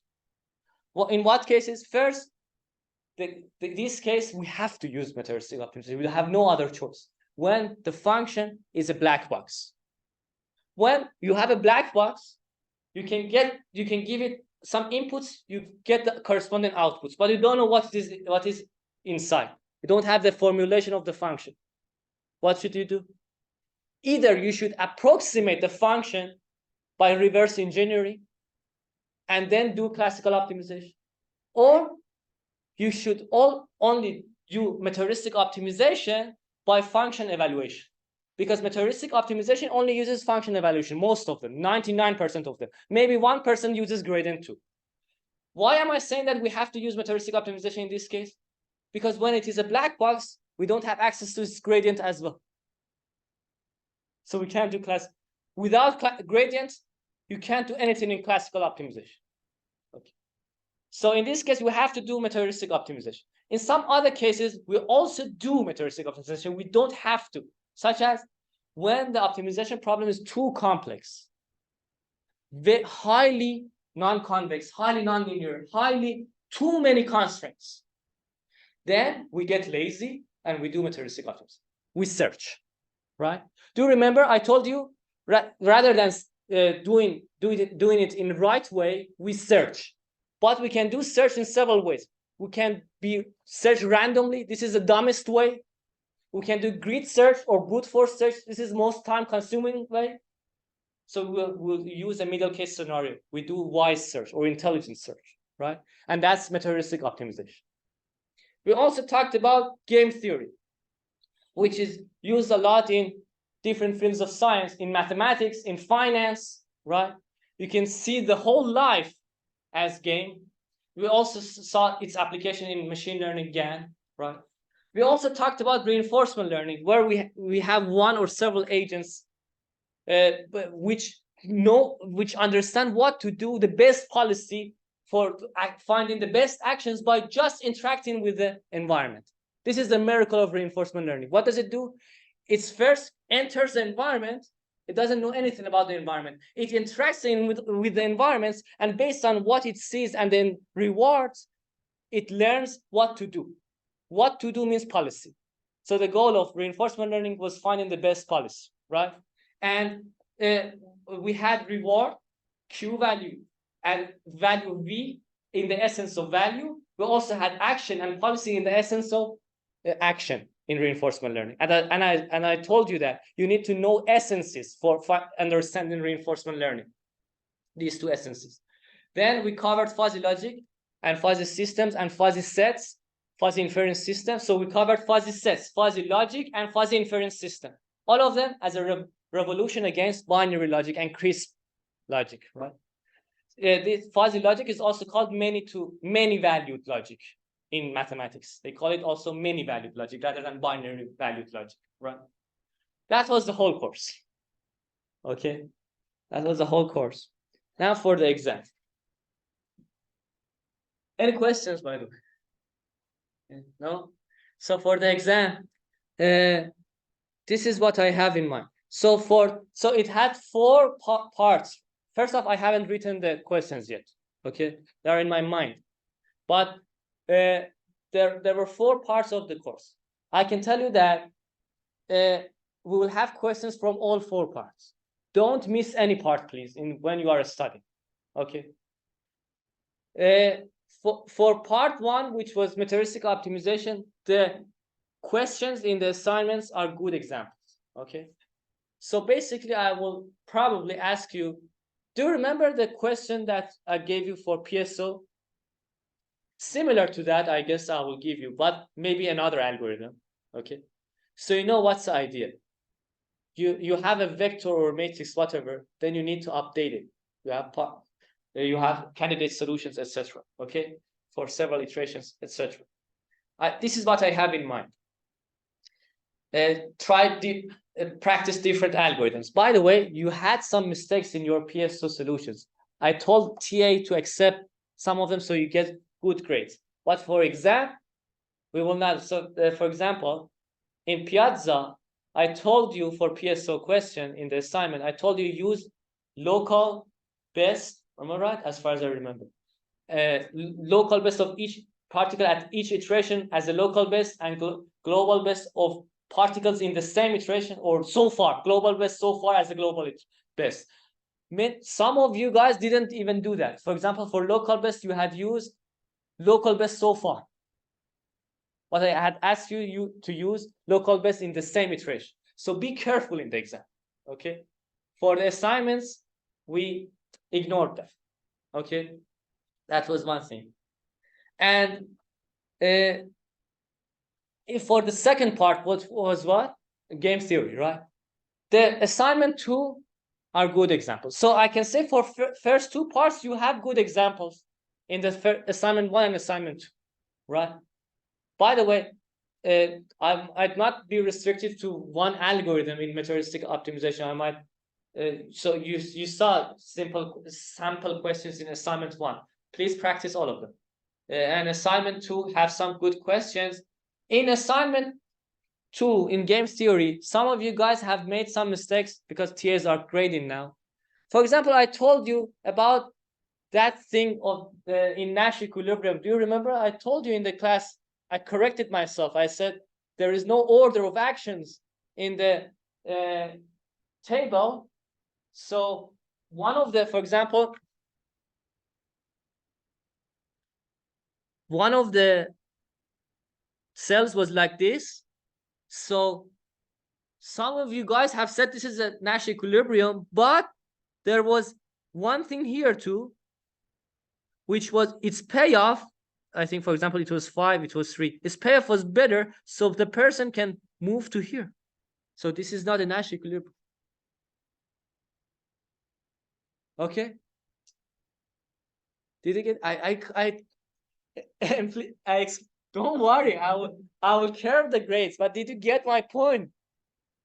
Because there is no order, and I said it several times in Piazza in the class. So maybe this mistake is caused because initially I made the mistake and I said adjacent cells, but I corrected myself in the class. But again, I apologize, and I will curve the grades. Don't worry. Okay. I want you to learn and don't make these mistakes again in the exam. Okay. So did you get my point? And one of you guys also asked a good question. If we can't draw the arrows between all cells, it becomes a very busy thing. You don't need to do that. First, using the adjacent cells, find the candidate options for Nash equilibrium, and then you see whether you can move from one of them to the other one. If yes, eliminate that. So for example, for this, you only needed one arrow to show that it's not Nash equilibrium. Okay. Okay. So that was for these things. By the way, your questions might have several parts. For example, I might say find dominant strategy equilibrium and then Nash equilibrium, whatever. Okay.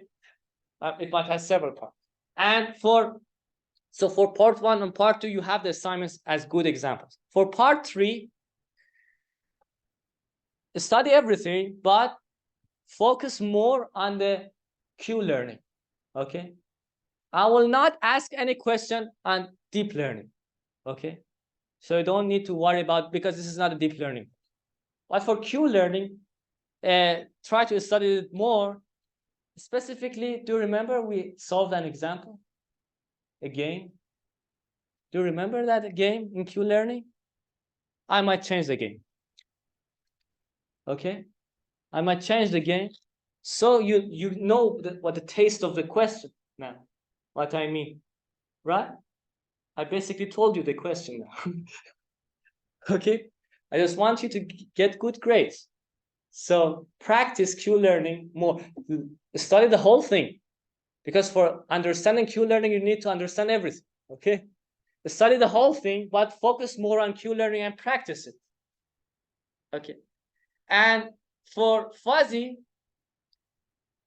we might have questions on both fuzzy sets, fuzzy logic and fuzzy inference system. I might combine them. What do I mean? For example, fuzzy inference system has membership functions, right? I might want you to find membership functions out of some operators. So I can combine these two slide decks together into one question. I can do that, right? So you have a bunch of operators for fuzzy sets, bunch of things, a lot of things in the previous slide deck, right? Learn them. You don't need to memorize anything, right? And you know how to do this. You also know the fuzzy inference systems, right? Learn them. They might come as one question or two questions. I don't know. I should think about it. Okay. But did you get the idea? The taste of the questions? One person asked in Piazza, we didn't have assignments on the two other parts, but I answered in this way. For the first two parts, you have assignments as good examples of the question. For the two other parts, I already gave you examples in the slides. Okay. And TA also, you will have the last tutorial in the next week, next Monday. And TA will give you explanations and examples for fuzzy sets and fuzzy logic. Okay. So don't worry, you will have tutorial on fuzzy too. And also practice what TA told you. Practice and study the tutorial sessions as well. The exam will not be hard, I believe. It will be average. Okay. And I have already gave you examples. Feel free to ask any question if you have. I will make an announcement, but to give you a rough idea, you can bring any device, including phone, tablet, and laptop. Okay, please bring them with full charge, because there might not be an outlet. It might be something like some classroom like this. There is no outlet to put charger on. Okay, come with full charge, please, and bring A4 paper sheets, please. Okay, will you please bring A4? So please don't forget to bring A4 paper sheets. Okay, so this is important. So because I will not bring any paper sheets with me, please bring A4 paper sheets, and internet will be allowed. You might be it might be shocking to you, but I believe internet must be allowed. But networking, messaging each other, ChatGPT will not be allowed. Googling will be allowed. Okay? What? No. ChatGPT will not be allowed. Googling will be allowed. But please, I'm trusting you. I also check a bit, but I'm trusting you. Please trust. Please respect my trust. Okay? You will not message each other. You are on your own. You can use calculators. Oh, by the way, please bring ruler. Why? For membership function. Okay? Please bring ruler. Don't forget that. Yeah. For the membership functions. Yeah. Okay, and yeah, and calculator. There are also online tools that you can use rather than calculator, but calculator is faster. You will save time if you use calculator. And is there anything that I didn't say? Yeah. What? Did I say enough? Yeah. So the question is whether you can write solutions on tablet, because I want you to submit both soft copy and hard copy. I appreciate it if you please write it on A4 paper, because after the exam, so me and the two TAs will proctor the exam. After the exam, we will try to start grading, and it might not be finished in one day. We might go to the next day, and it will be close to Christmas. Okay, we should find the fastest way that we can grade, and we should, I don't know which one is easier. Maybe one of us works on the paper sheets and one of us works on the online thing. So by the way, I forgot to say that. Please install Cam Scanner or Cam Scanner like apps on your phones. Maybe Cam Scanner, I have heard that it is not free for Apple. I don't know.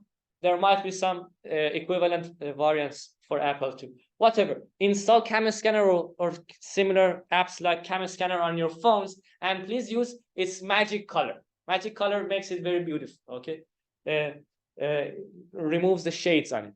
And then at the end of the exam, please have charge on your phone. You take picture. You make it one PDF. Don't miss any pages. Okay. Make it one PDF and we'll submit it in Learn, Dropbox of Learn. I will make a Learn Dropbox for you to submit at that time. At that time, how do you get the questions? At that time, I will upload the questions to Learn. By the way, the exam is in person.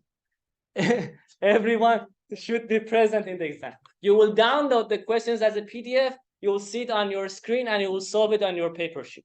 At the end, you will submit both hard copy and soft copy. Is that good? Okay. I hope you learned. I hope you enjoyed the course. Don't memorize anything at all in your life. Try to enjoy everything. By the way, as I said in the piazza, I don't know whether you saw that, I rethought about it and I will continue teaching. I don't know whether, thanks. I don't know whether, thank you very much. Thank you. I appreciate it. Thank you very much. But I don't know whether they will give me this course the next year or not, because there are some other instructors that they might give the course to them.